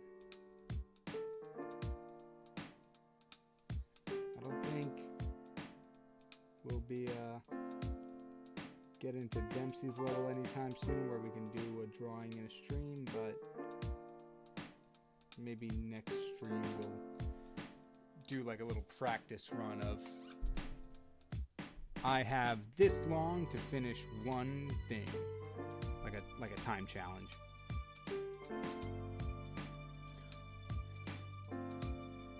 Also, nerd, when is that Pokemon challenge thing due? December 1st, I believe. And December 1st is 2 Sundays from now. Okay. Yep.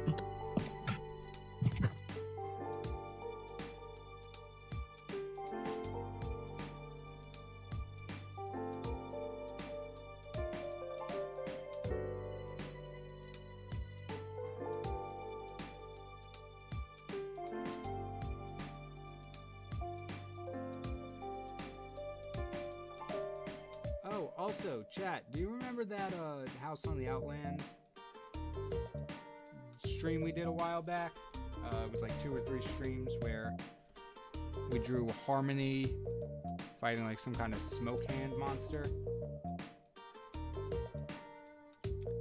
Well, they announced the winners of that contest finally, and I was not among one of them. We did both get honorable mentions, though. Yeah. It was cool. They showcased all of the art. I think one of the winners did like I forget what, I don't know exactly what medium it was, but it was like pastels maybe, but it looked really cool. Yep.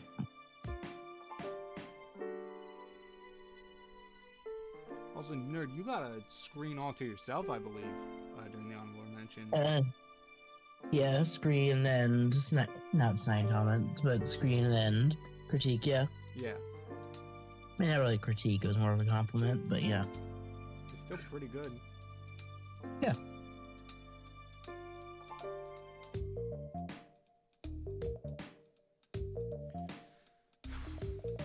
Okay, new layer. Let's try something.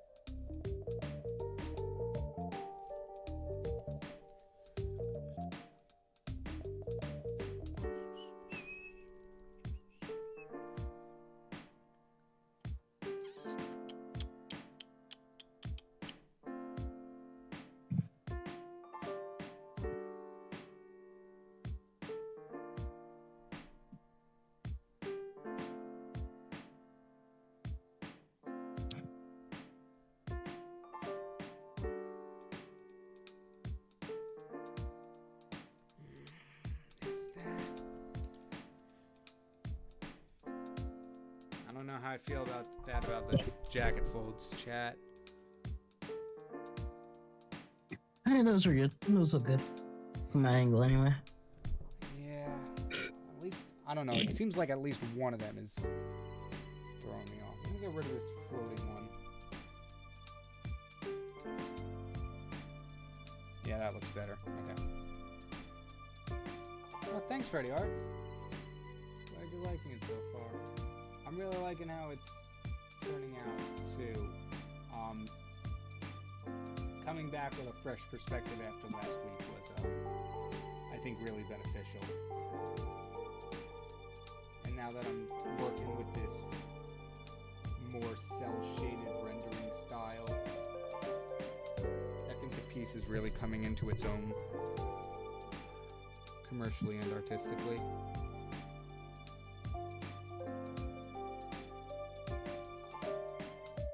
Still, I think a few things here and there stylistically that I want to work on, but overall, really enjoying it. Now I have to be really careful, because in one of my more recent pieces, I went a little overboard on the rendering, and I think it hurt the piece. So I think maybe playing with the shadows a little bit, but other than that, I'm gonna leave the jacket alone.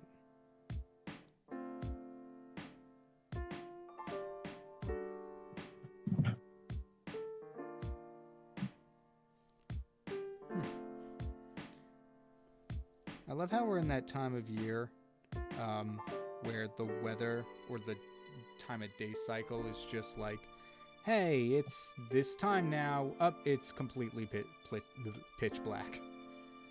Yeah. I genuinely looked out the window right now. I'm like, oh, it's probably dark as night right now. No, it's not that bad just yet, but it is getting there. Yeah. Yeah, look at, they're in like less than an hour and it is going to be just the pitch black. Yeah, it's be like, all right, 5 o'clock, the end of the stream. Oh, it feels like it's 11. It really messes with you, but I like this time of year a lot better than summer. That's fair.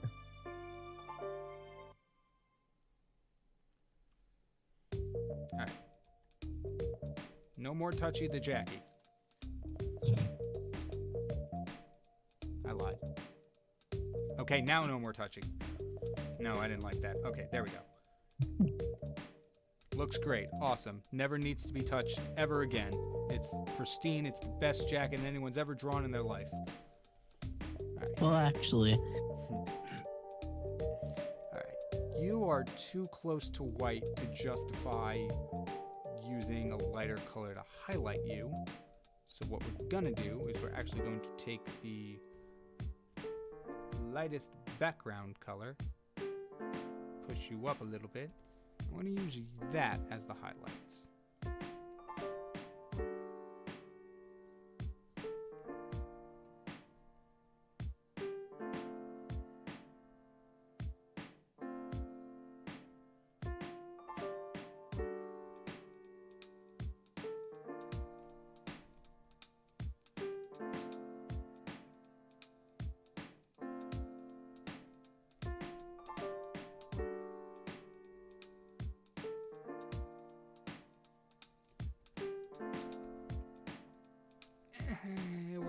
We're gonna adjust the opacity just a little bit. There we go.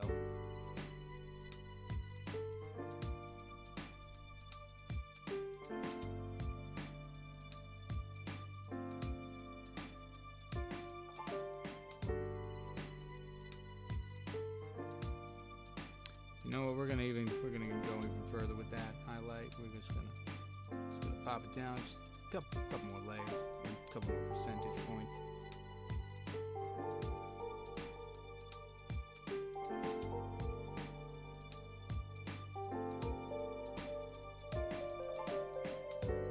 Maybe just 10 more.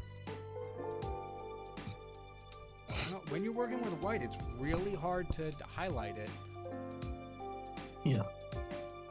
That's why typically I tend to go for like a darker, not darker white, like a light gray or something on the actual flatting. So that when it comes time to highlight, it looks white by the end.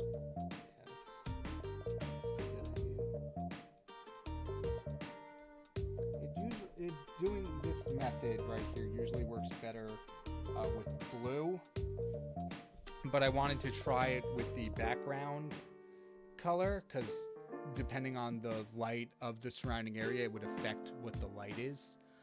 Yeah. So I wanted to try it. I'm not 100% on it. With more work, I think I'll get a better understanding of it, but it's good for what it is. It's not, I wouldn't say it's distracting, which is good. Was AFK, what did I miss other than 80% of the rendering? Not much. I don't really know at what point you disappeared, Dempsey, but we've just been kind of chilling. And despite previous claims, I'm touching the jacket again. Okay, now we're done. Okay, now we're done. What are you? Alright, you are the rest of the suit. Strap you down, give you a little bit of color.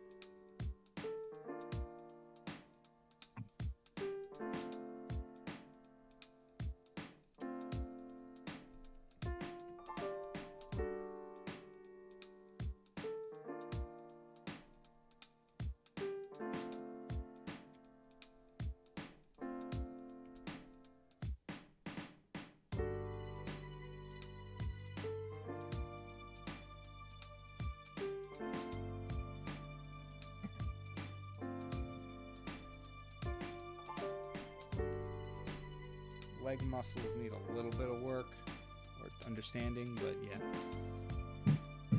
KyngPin, do you want to guess something? Sure, go ahead.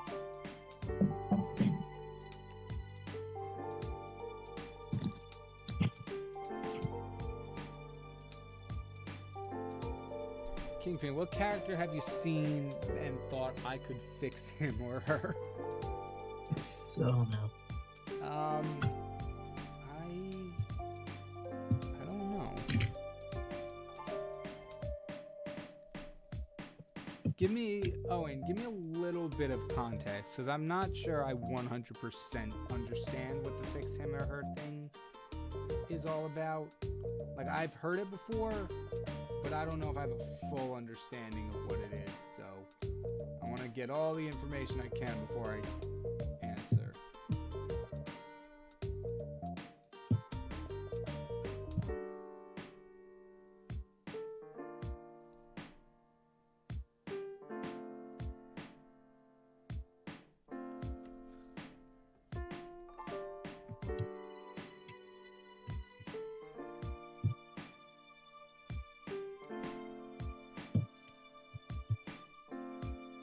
You have to address the question to Owen if you want him to answer for him.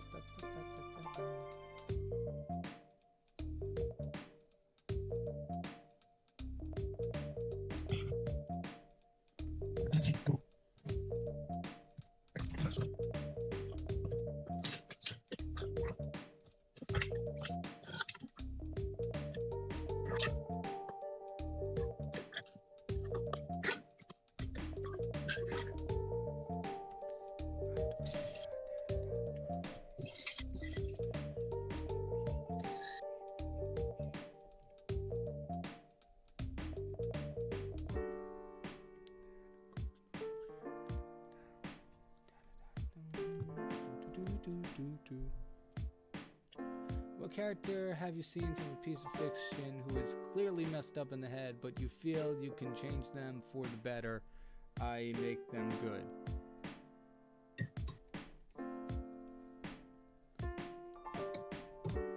realistically, I look at characters, I'm like, I can make them worse.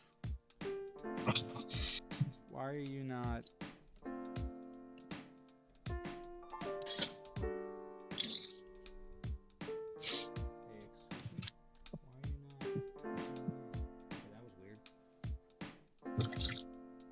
The real answer? I have no idea. I can name characters who are messed up in the head, but I've never thought I can fix them. I don't know. Who would... Whose would be the good one?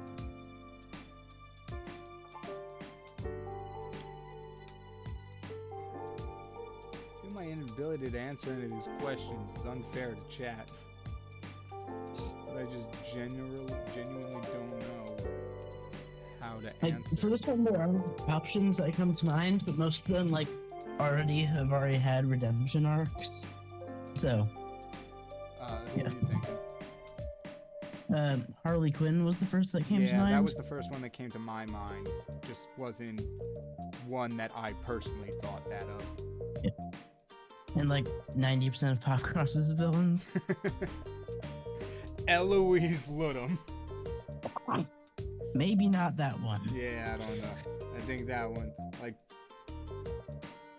I think Fear getting a redemption arc, which is where it seems to be headed, is think the best we're gonna get. Well, no, I guess one of the Archons got a redemption arc, which I guess is a little above Fear.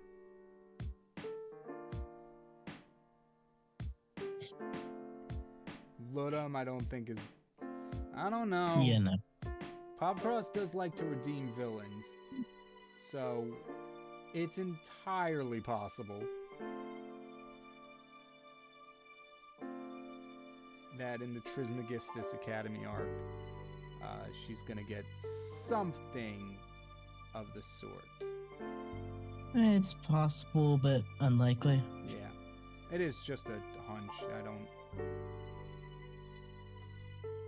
Just speculation of what I've seen in the past. Other characters.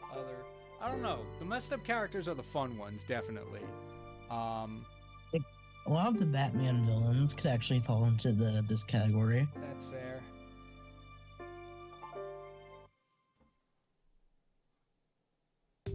Oh, Samara is also a pretty good one from The Ring. Oh, okay, yeah. I can see that one.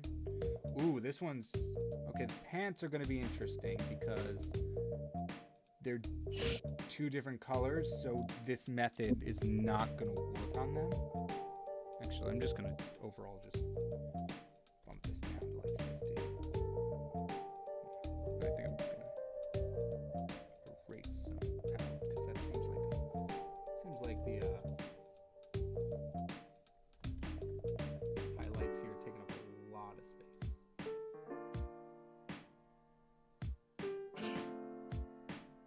One thing I definitely want to work on with cell shading is the understanding the shape language.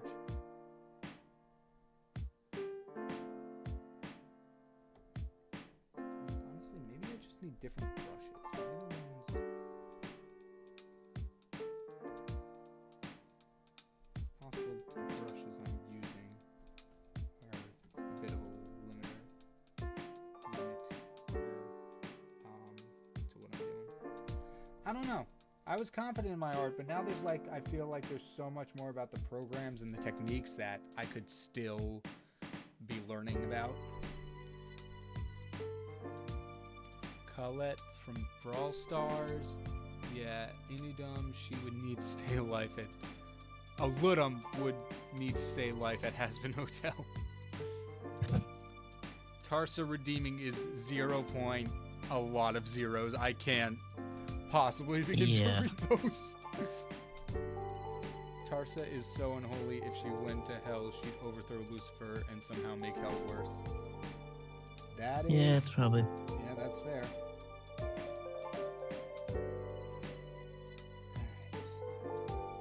So we've worked our way for the most part, we've worked our way up the ladder, or up this color palette stuff we got going on.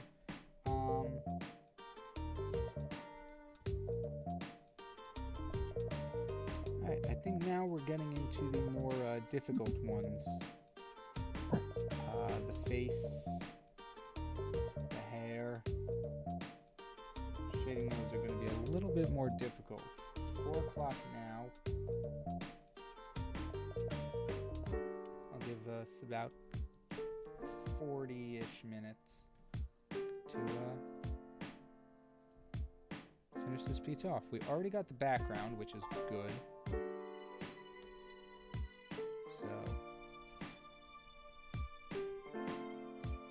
Alright, I'm trying to using this sketching brush to shade the hair. I don't know how it's gonna work. Wish me luck.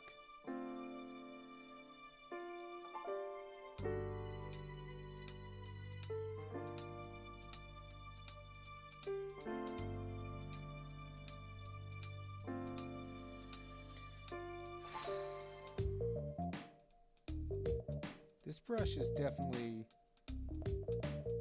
good for strands like this. So I really like it for certain aspects. I just gotta remember, like I gotta learn which one is I gotta learn techniques for which brush is the best for which situation. Like this sketching brush is probably best suited for hair. It's alright for line art, but the difference in opacity, depending on how hard you press, as seen in this piece, kind of can be a hindrance. Because you can end up with really, really thin line art if you don't press hard enough.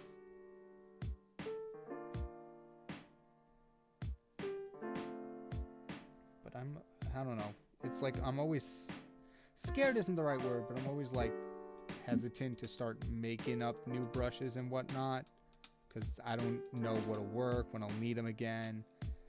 I've gotten better at it though, but I still think I can become a little more loose and varied with the brushes that I do use. Alright,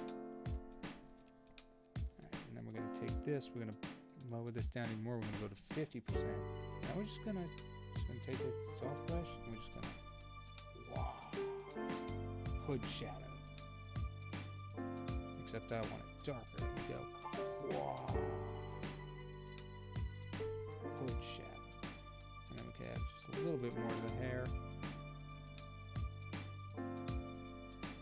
Just give it a little bit more depth.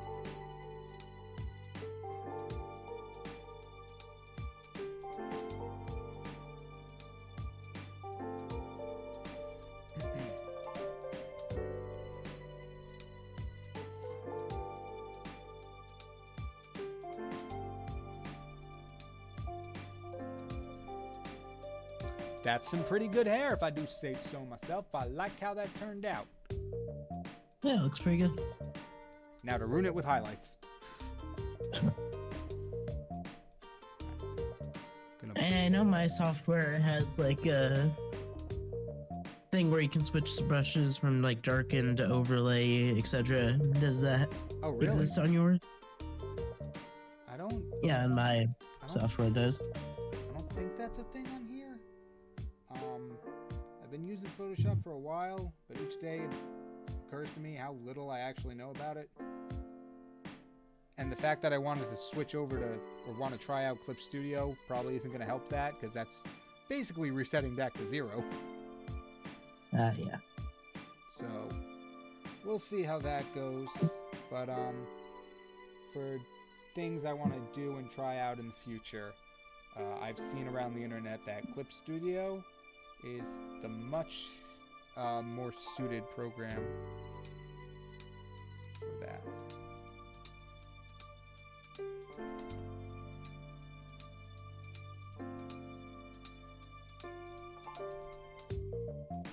Also, I found a new style of eyes that I like doing that I really think work. I got the pupils, and I got the iris, and I do a little white dot for an eye sheen. And you know, I think it's my favorite way of doing eyes. I also, for a little bit, I experimented with, it's not giving the greatest thing because of the layer it is, but I experimented with just having the color of the eyes be the whole eyes, which I think is a unique kind of stylistic choice, but I don't know. Doing it like that also makes it cool. Maybe I'll flip-flop, depending on how I'm feeling. But yeah, just, I've been trying out a lot of new things this year. Within the past few months, weeks, whatever, that, I don't know, I'm really trying to just hone my style into something that says me. And something I could be really happy with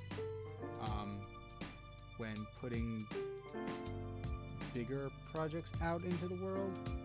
Not to mention a style that might save me a little bit of time. But haven't found that one yet. Still searching. Oh. That one may take a bit. That's all right. I don't know. In order to figure out a style that takes less time, I have to figure out what part of my current style takes me the most time. And I think, honestly, it might be the sketching phase and the construction, making sure everything fits together properly.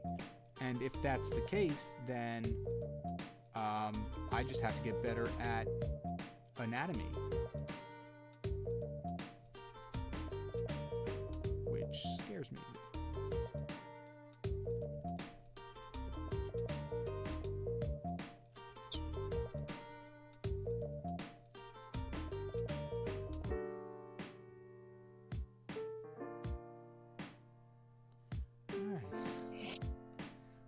On the bright side, here's one thing I am learning, that sometimes some of the face will be in shadow. For some reason, I always have a problem about shadowing the face itself, and so that's why I intentionally chose a light source that would cast a shadow onto the face, because for some reason, I can never wrap my head around the fact that the face doesn't always just get direct sunlight all the time. Like, sometimes, if there's light coming from a certain direction, the face will be casted in shadow. It seems obvious, but when working on my piece, I often forget that exact thing, so there's no way to avoid it other than to force yourself to practice the thing you can't remember.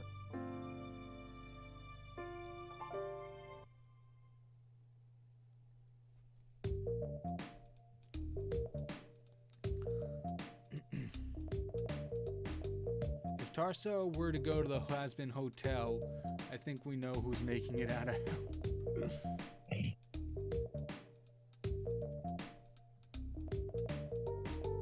That would be cool to see. Just like, I don't know, top cross characters in other medium, which I guess is kind of like what the channel's built on, but Would be cool to see like fictional villains in like the Has-Been Hotel. yeah. Cool. That would be cool. I hope at some point, one of my characters makes like a cameo appearance, like how you'll often see like Disney and stuff do Easter eggs and whatnot, like of their own characters or like other characters in movies. Yeah. I think that'd be cool.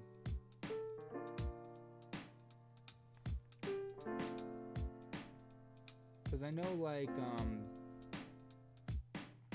Cast Off, the webcomic I'm currently reading, or more accurately, waiting for the new chapter to come out to continue reading. But I know, like, some of the characters from that comic have made little guest appearances in other webcomics as just, like, background characters. And I think that would be really cool. And if I ever made a comic, I'm sure I'd fill out the background with Easter eggs. Because that's always been one of my favorite parts of doing art and making big projects, is just littering the things you do with Easter eggs. Yep. A few years ago, for college, I had to create I had a thesis project to do, and I chose to do a music video, or a lyric video more accurately. So I did it. I made the lyric video in, like, I don't know, 9 months worth of time, or whatever it was. And I did it.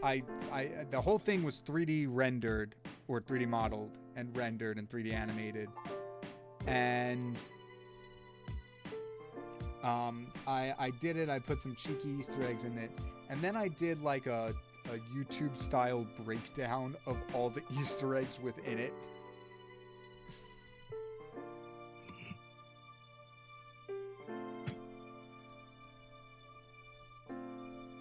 It's still on my old channel somewhere. I'm sure I can find it.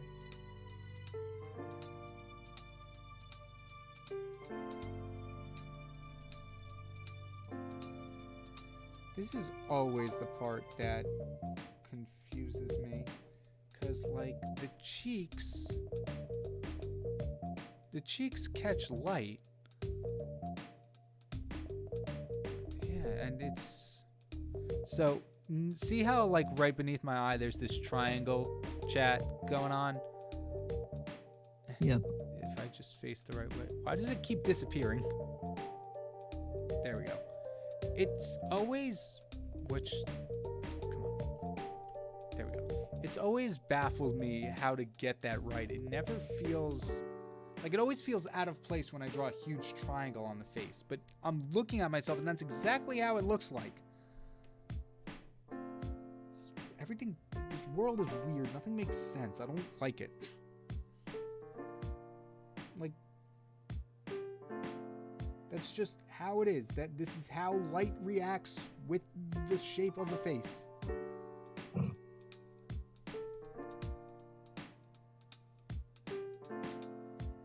What if I just drop you down to 50? Yeah, there we go. I don't know. It still doesn't look like natural for some reason. It's really, really weird, but whatever. That's what it is. I'm actually really happy with how the hair turned out. I'm looking at it again. It's just like, really well done. Good job, me. Excuse me. At this point, Dresden and Sterling are preaching. Tarsa now has the Archons in her hands, literally, and the multiverse is cooked.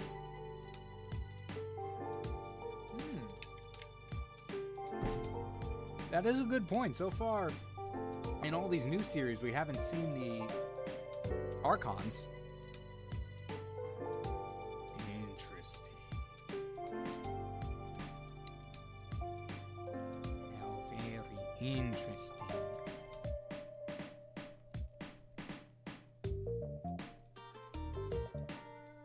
Alright, we're gonna paint in some undertones here to make it look more like metal. This has been Art Hacks 101.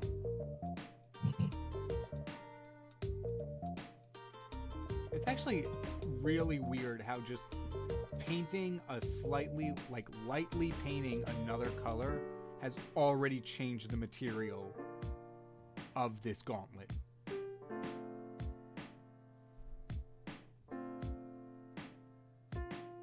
That's really weird.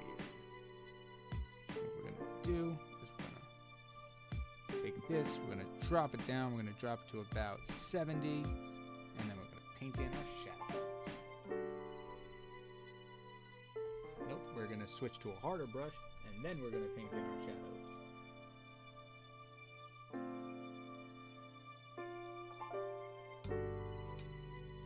See, but now the problem is that this shading, not using a multiply layer, loses some of that texture because I'm essentially painting over what I just did with a solid color.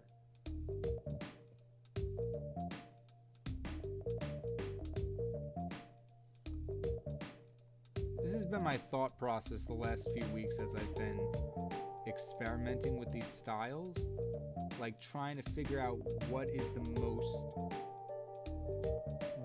way works universally for all different processes, like the face, the hair, multicolored fabrics like the pants, metal textures. Like, it's all like been a trial and error process of like, okay, this works really good for this, that, and the other thing, but you kind of have to change up the effect a little bit when it comes to this. Yeah.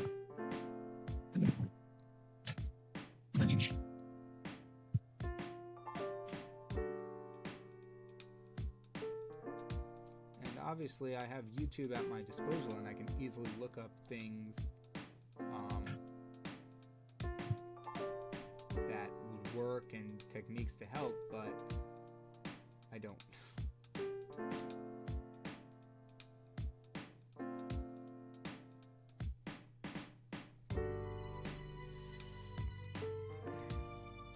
I am wondering if Tarsa can attack T905 as the fantasy Archon as the Overseer. Tarsa could turn Bendy into her pawn, and even the same with other villains. No, because the Archons with the power of an Overseer is overwhelming that it can lock each other out of the world, and Tarsa is part Cypheramon. That is true. I don't believe Tarsa can access Tayron's world, X-World, because of how it was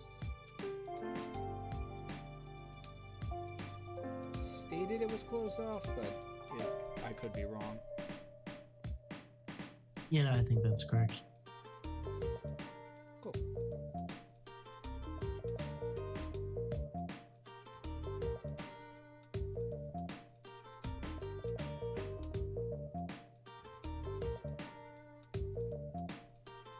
Alright, how are we looking from a distance? Pretty good. I didn't finish shading it, so that'll do it.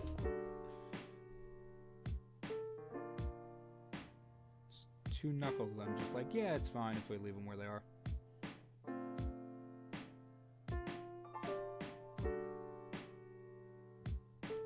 I don't know, I gotta say, it was a bit of a rocky start, but I'm actually really liking how this one's turning out.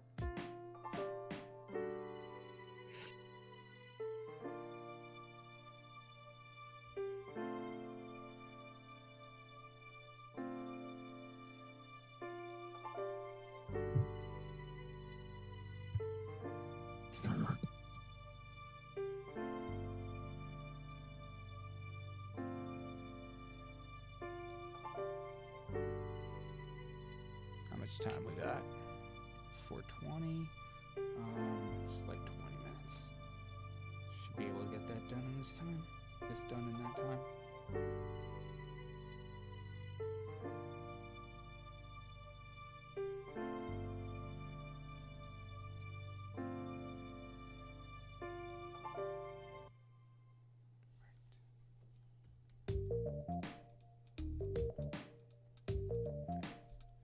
Move on to highlights.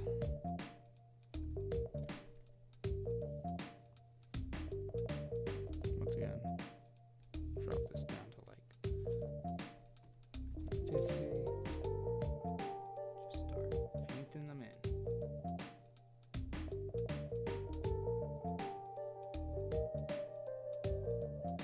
It's hard metal, so for the most part I should be fine just sticking to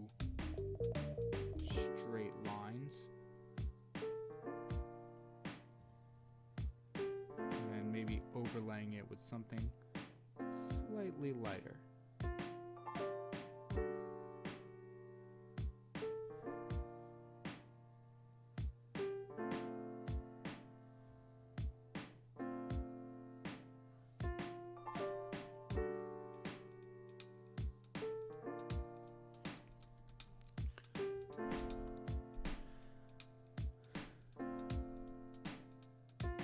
You're done, Arc? Awesome. Can't wait to see it.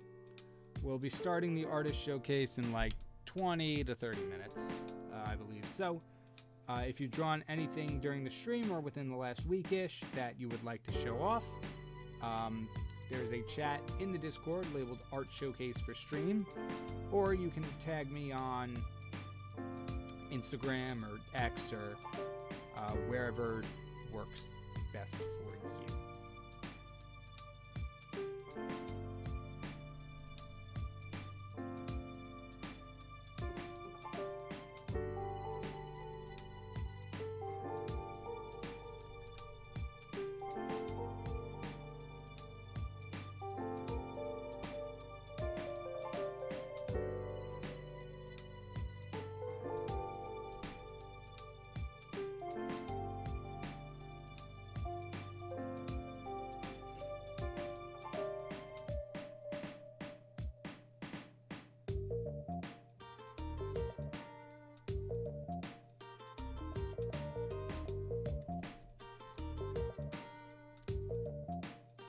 That looks so cool. I am here for it. Why are you not? Wait. Oh, that's right.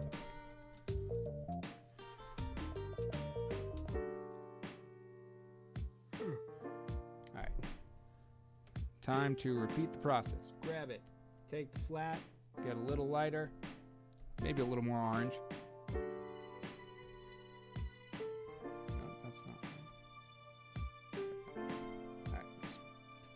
Some gold on this puppy.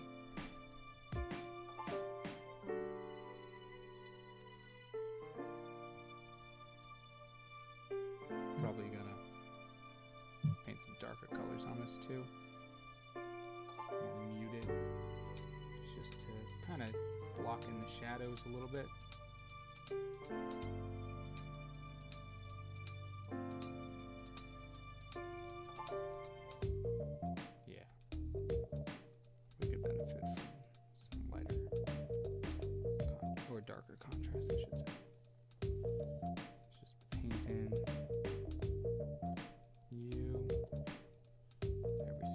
A little messy, a little chaotic, just to give it some texture.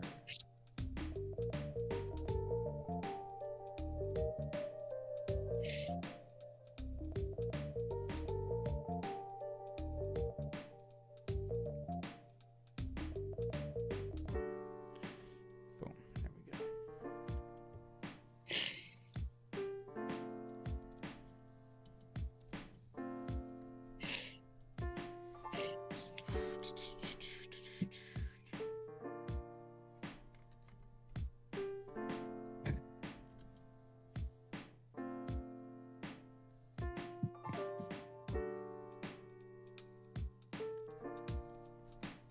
Amazing drawing, King. Thank you, Arc. I'm glad you like it. I really like how it's turning out, and, you know, hopefully with Arcane being out, YouTube decides this is a worthwhile stream to push. Speaking of which, if you like the stream, make sure to smash that like button. The more likes the stream gets, the more YouTube pushes it out to people, and the more I know what things to maybe revisit in the future.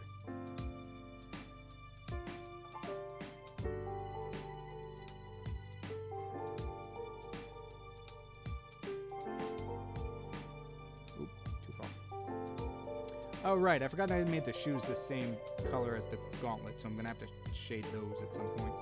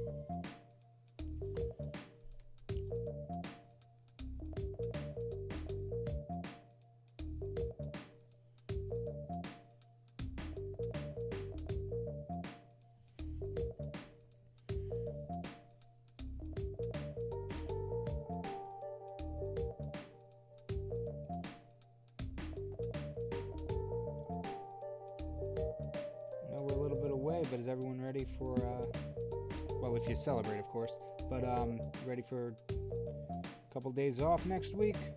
Got a holiday coming up, here in the States at least. And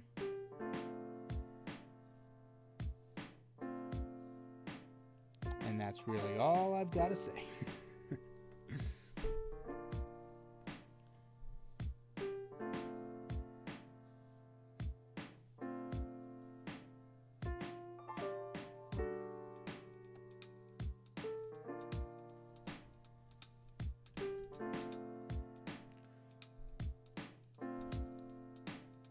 Tarsa versus Shadow Bonnie? I feel like that might be a Tarsa win, but I'm open to debates.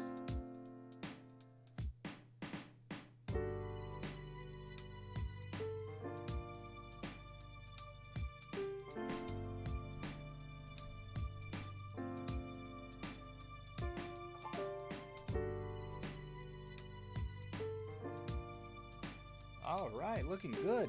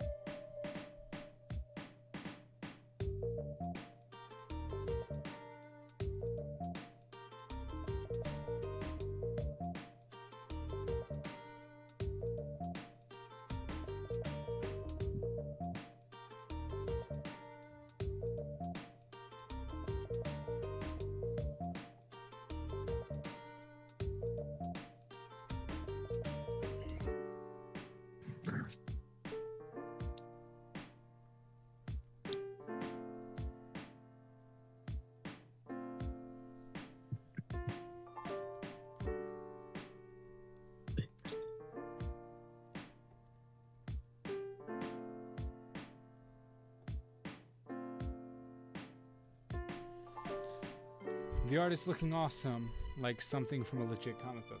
Thank you. I'm really happy to hear that. I would love to do a comic book. However, I don't think an art style that takes you 9 hours to draw one character is quite suited for the comic book industry. But hopefully as I practice more, I will learn to get faster. And then I can make comics because I've gotten into them a lot recently. This past year, I've been reading a lot of manga, comic books, web comics, and it's been really inspiring just overall as an artist as an artist and storyteller to see such amazing things come out of people, both who are published by big companies and by people who are more independent and doing it for the most part by themselves or with a small team. Yep. And it's really cool. And also working personally with people who are working on comics and bigger projects is really cool.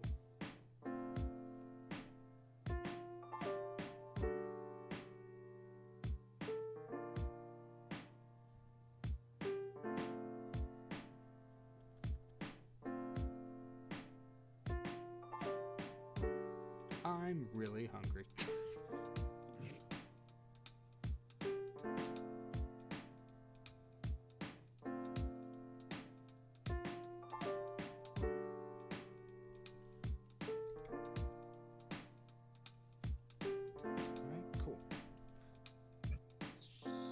Shading on the shoes is nice and subtle. I like that.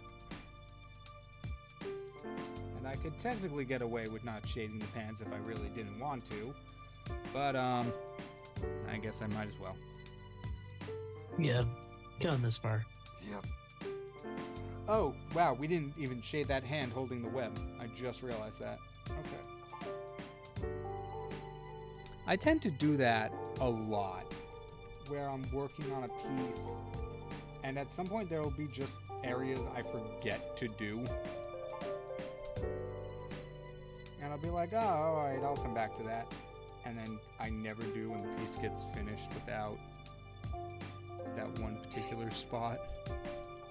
Yeah, done that on a few occasions.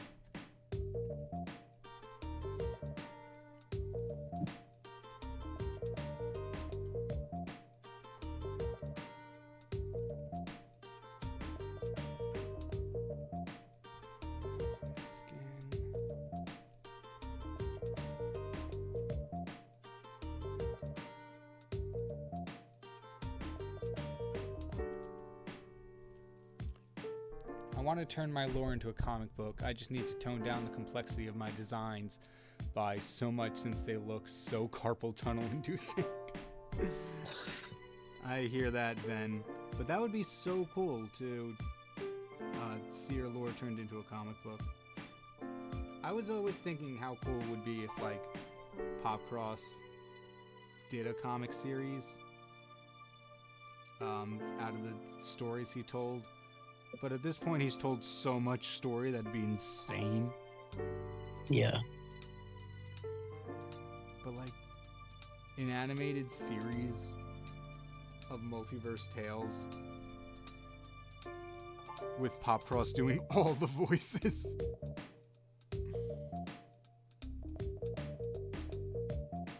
I don't know. If Popcross ever does get an animated series, I would hope. Or I would like to voice one of his characters.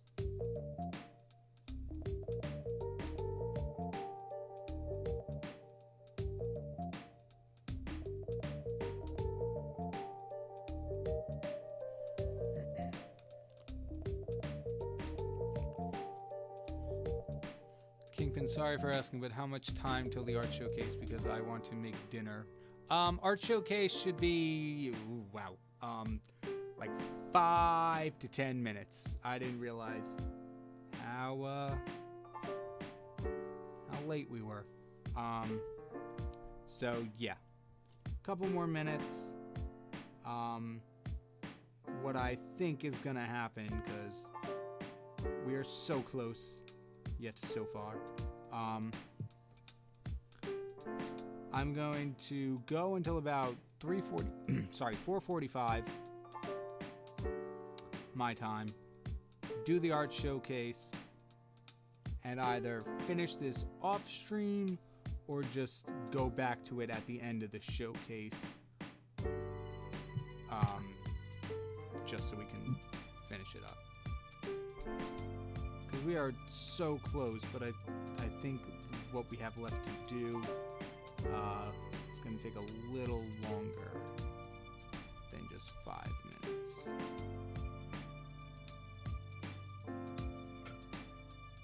I don't know. We'll see. We will play it by ear. Alright. Pants are the only thing we have left to do. Time to cheat. Oh no. He's doing it. He's pulling out the multiply layer. Oh my gosh. How dare he? Riots in the street. Outrage. Hello? It's not working. Oh, it's because it's on 5% opacity, not 50. There we go. Wow, look at that. It's amazing what you can do when you actually set it to something. 50's too light. I'm going to bump it up to 70.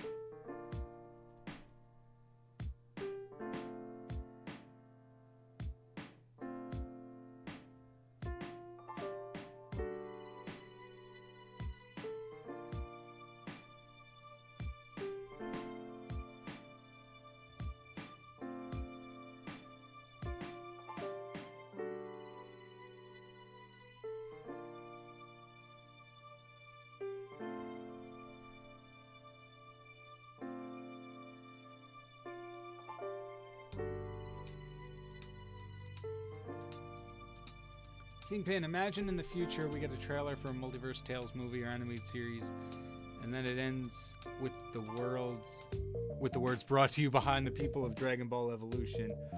Oh no. No. Or even worse, Pop Crush Studios, directed by M. Night Shyamalan. Ooh. Does M. Night Shyamalan do animated movies? I don't know off the top of my head. I know he did the live-action Avatar movie, which is really weird to think about. Yeah. So I'm not going to. Yeah, exactly. I feel like Pop Cross... Well, I feel like the people who did Dragon Ball Evolution maybe aren't working in the industry anymore. And I feel like Pop Cross is aware of pop culture enough to know what studio or whatever would be the best for adapting his story, if ever given the offer.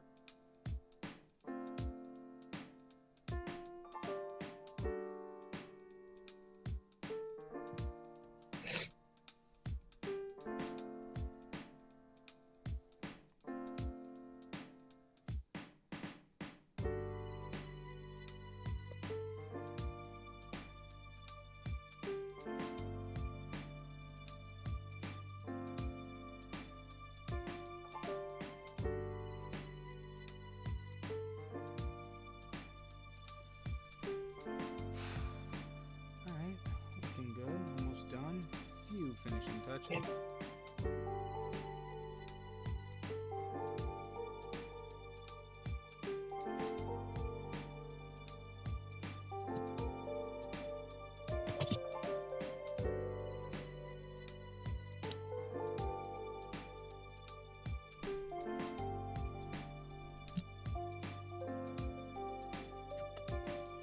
All right.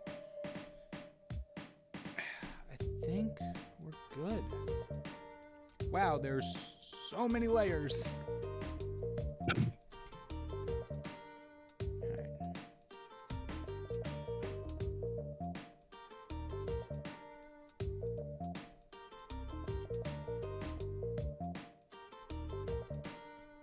Maybe. Photoshop has a way to label layers with different different colors. Maybe I should start doing that so I can remember where all of the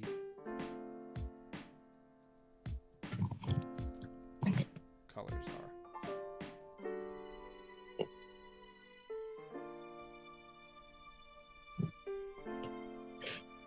I've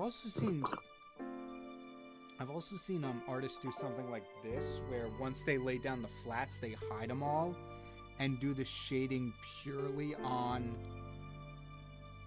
like a gray thing like this. And it's really interesting. Cause like they get all the shading and whatnot down, and they turn the colors back on. It's like, wow, boom.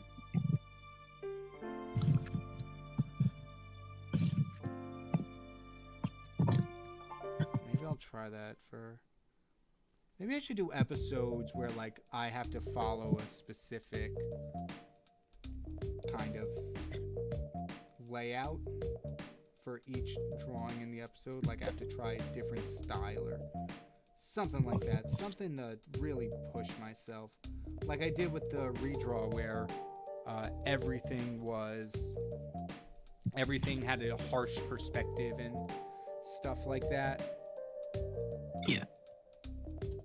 Alright, so boom. Yeah.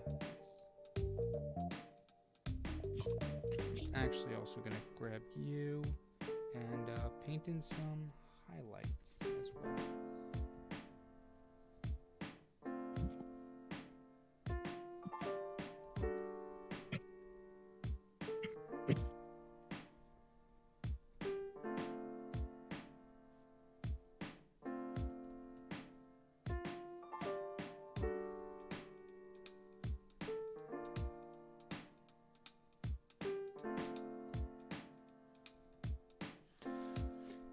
It's to get the values right for the contrast. Other colors tend to hide the values if you go and look in a color. Ah, okay. Thank you for the insight, Dempsey.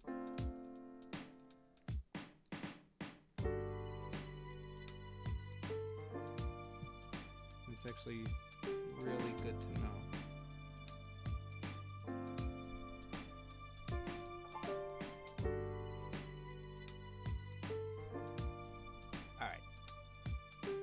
Got about 3 minutes before the showcase.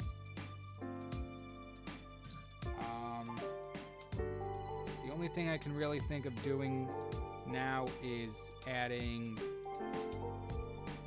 what do you call it? Rim lighting. But that'll be a quick thing that I can do after the stream. But right now we're gonna add some noise. I have to check if I haven't checked if the noise gets messed up when I export it, because it's been doing that recently.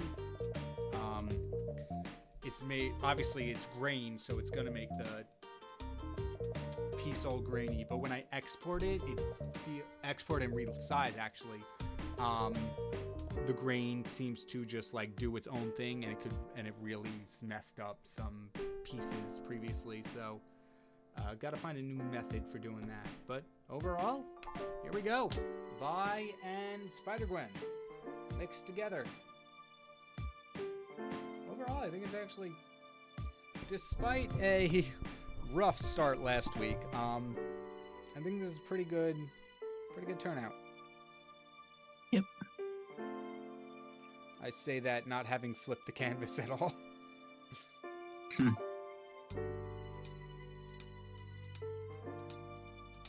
Yeah, I mean, the areas I was really nervous about, like the arm going up and the gauntlet, I think turned out really good.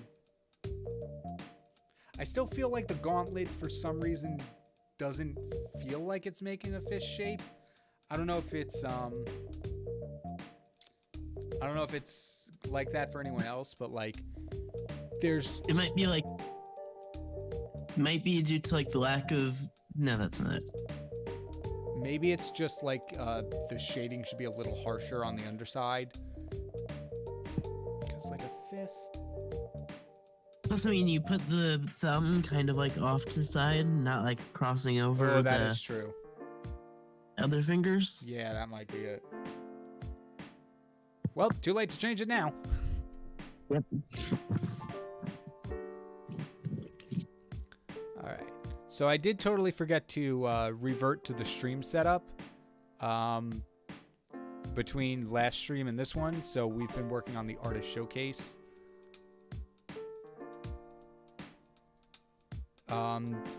thing the whole time, but here we go. Let me start gathering them. Dempsey, I still don't have Pure Ref. I'm sorry. I tried to download it, but it said it cost money. So, yeah. Said it costs money, and we don't have that, so. Exactly.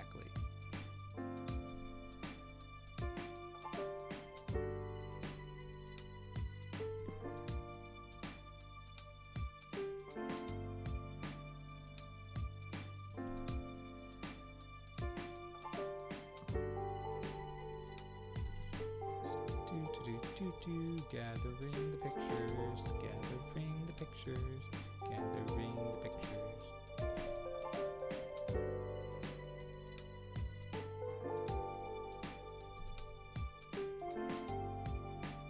Alright, there we go.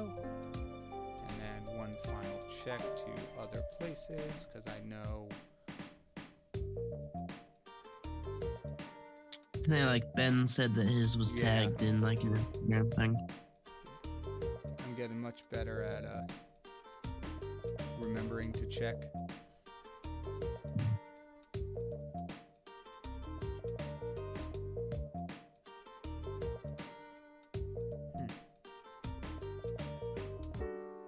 Alright. Here we go. I think that's everyone. If more come in, I shall add them. This and this. No, because we need... Okay. Here we go. We got that. First up, we have Arc. And Arc's prompt for today was a rubber ducky chewing some bubble gum. And that is exactly what we got. And it looks amazing. The water effects look really good. And as well as the tiling of the bathroom. Also, a little shine on the gum is also really cool. Nice work, Art. It's really adorable. Next up, we have a work in progress from Ven, who says, running this stupid thing to the ground. Oh, wait. That already happened. This looks really good. I feel like I remember you talking about dressing up one of our characters, whether it was mine or Popcross, as this Ven. I don't know if that's anyone here, but either way, it looks amazing. I love the effects in the background. They look so cool so far. The shape language of the fire, how you have it twirling around the arms and going up in this circular pattern at the bottom, or in the background, I mean. It looks so good. Oh, it's Sterling. Okay. I can see that now.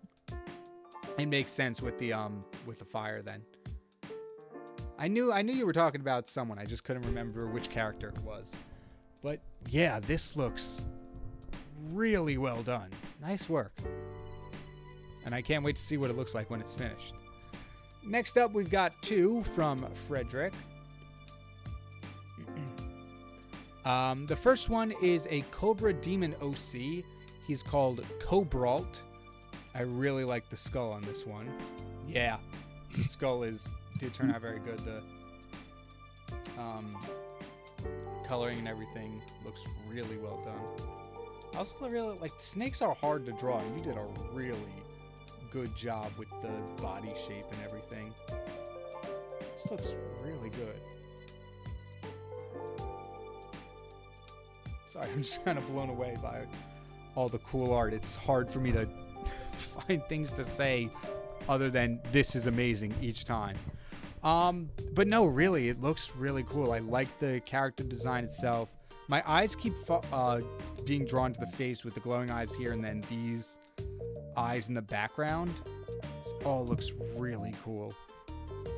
And then the second one you posted, second one of my arts were where I practice light with two little critters. One is following the floating spirit who knows where he's going. I might redraw it. P.S. The second one is my oldest, and Cobra is my newest. Awesome. So this is the second one. And the lighting looks really... Excuse me. The lighting looks really, really good. I like how you have it bouncing off the character here, where it's closer to the light source, so it's more vibrant. But even on this character, who's a little bit further away, there's still a faint ring of the light shining onto his face. And it really gives you the sense of intensity of the light. And it looks really good. Also, not to mention, both these guys are adorable. These cute little guys.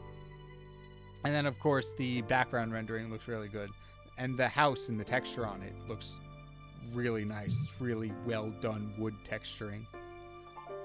Nice work. Keep it up. And if you ever decide to redraw it, feel free to send it, because I'm sure it would look awesome. Excuse me. Next up, we have Underwater Wings with what they've been working on for the last two streams. Got 4 images here. So 1. That's a little too small. 1, 2.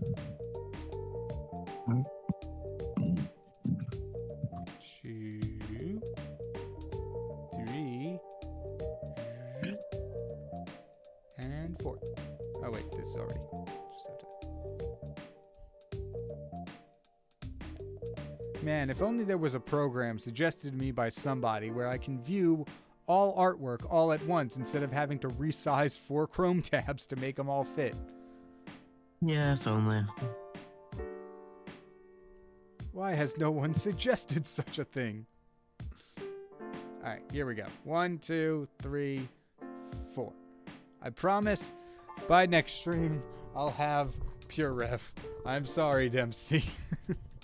Oh, wait. I just realized the chat is probably blocking off this one. Yeah, let me hide that for a second. There we go. You know what? Let me hide me too so we can see it. There we go. These all look really cool, underwater wings. I really like the colors in all of them. My favorite one, I think, is this one on the far left.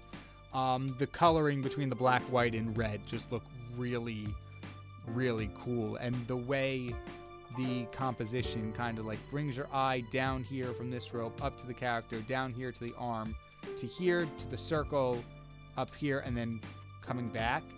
And same thing with this second one here. You're coming from down the page, down into it, and then down into the tail, and then back up. I put how to get it for free in a DM to you. Thank you, Dempsey. Oh no, KyngPin vanished. You can still hear me though, right? Just because I'm gone? Yeah, okay. Sound level is still coming. But yeah, overall, they all look really cool. They all look very unique. But they all very much fit into your style, which is really, really nice. Nice work. Keep it up. And yeah, I'm reading some of the chat in the Discord, and the shapes are very, very good. Next up, we have Owen Williams with hi Spider-Gwen. We have excuse me. This one is... Oh, wait. I can come back now. Hi, everyone.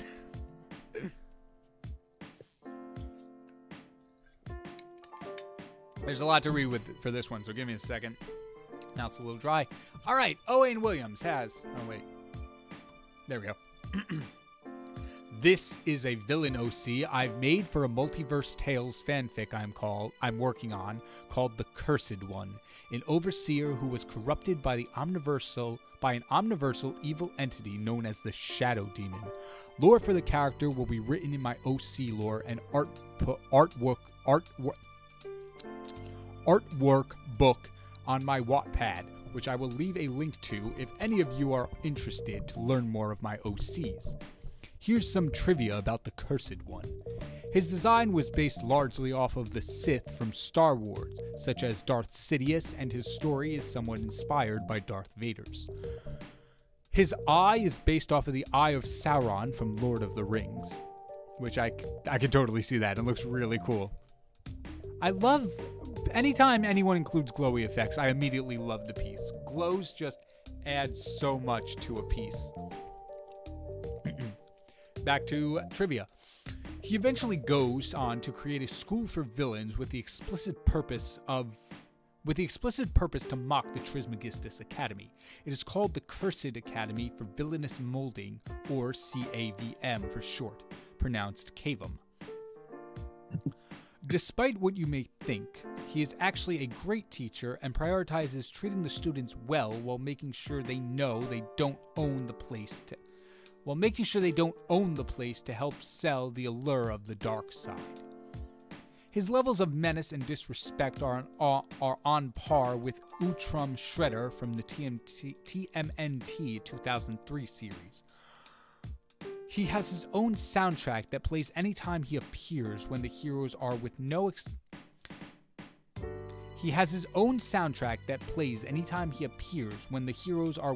explanation as to why or how it happens. Why do voices... I need to learn how to do voices properly because I am running out of breath. Will actively and willingly take part in a jumping onto the side of jumpers even if they are winning for the sole purpose of joining the beatdown if he dislikes the jumped enough. That's awesome. It's very well rounded out lore that you got. I love the color. I'm gonna actually see if I can pull this into Photoshop and brighten it just a little bit so we can see it a little better. What is it, curves? Yeah, there we go. Yeah, it's a little too much, just washing it out a little bit. But yeah, this looks really, really cool. I like the dark midnight blue coloring you got going on. The stretchy arm with even more glowing bits at the end, which are the Overseer runes I'm now noticing. Look really, really good. And yeah, feel free to send that link with all your OC stuff, Underwater Wing, or Owain, because this looks really, really well done. Keep up the good work. And we have another one coming from Arc. And this is Lucifer Bimbadali drawing. Not too sure what the second word is, but here it is. And my goodness, does it look good. First off, love the fur collar. That's a really nice touch. And this looking over the shoulder kind of pose you've got is a really hard pose to do. And it looks really, really good. You got the anatomy really well done. But yeah, nice work. And I'm guessing both these were drawn in the time of the stream, Arc. I'm guessing you started and finished both of them within the time of the stream. Which if you did, that is really impressive and really good. But yeah, nice work. And next up, we've got Benjamin Neal, who sent in Instagram post. And they write more characters that'll enter the future multiverse. This first one we've got is McKenna Burns, daughter of Bruce Burns and Lady Dimitrescu, giving her the power of the mold and to transform into molded versions of her uncle's aliens. Nice. Once again, Ben, your color theory will always amaze me. The way you your use of colors in, well, real quick, your use of colors in all your characters just always go well together. Like, you always have a great understanding of what characters, or what colors, I should say, work well together. And you know how to create a really good contrast between different parts of a character's design. Also, you have a really saturated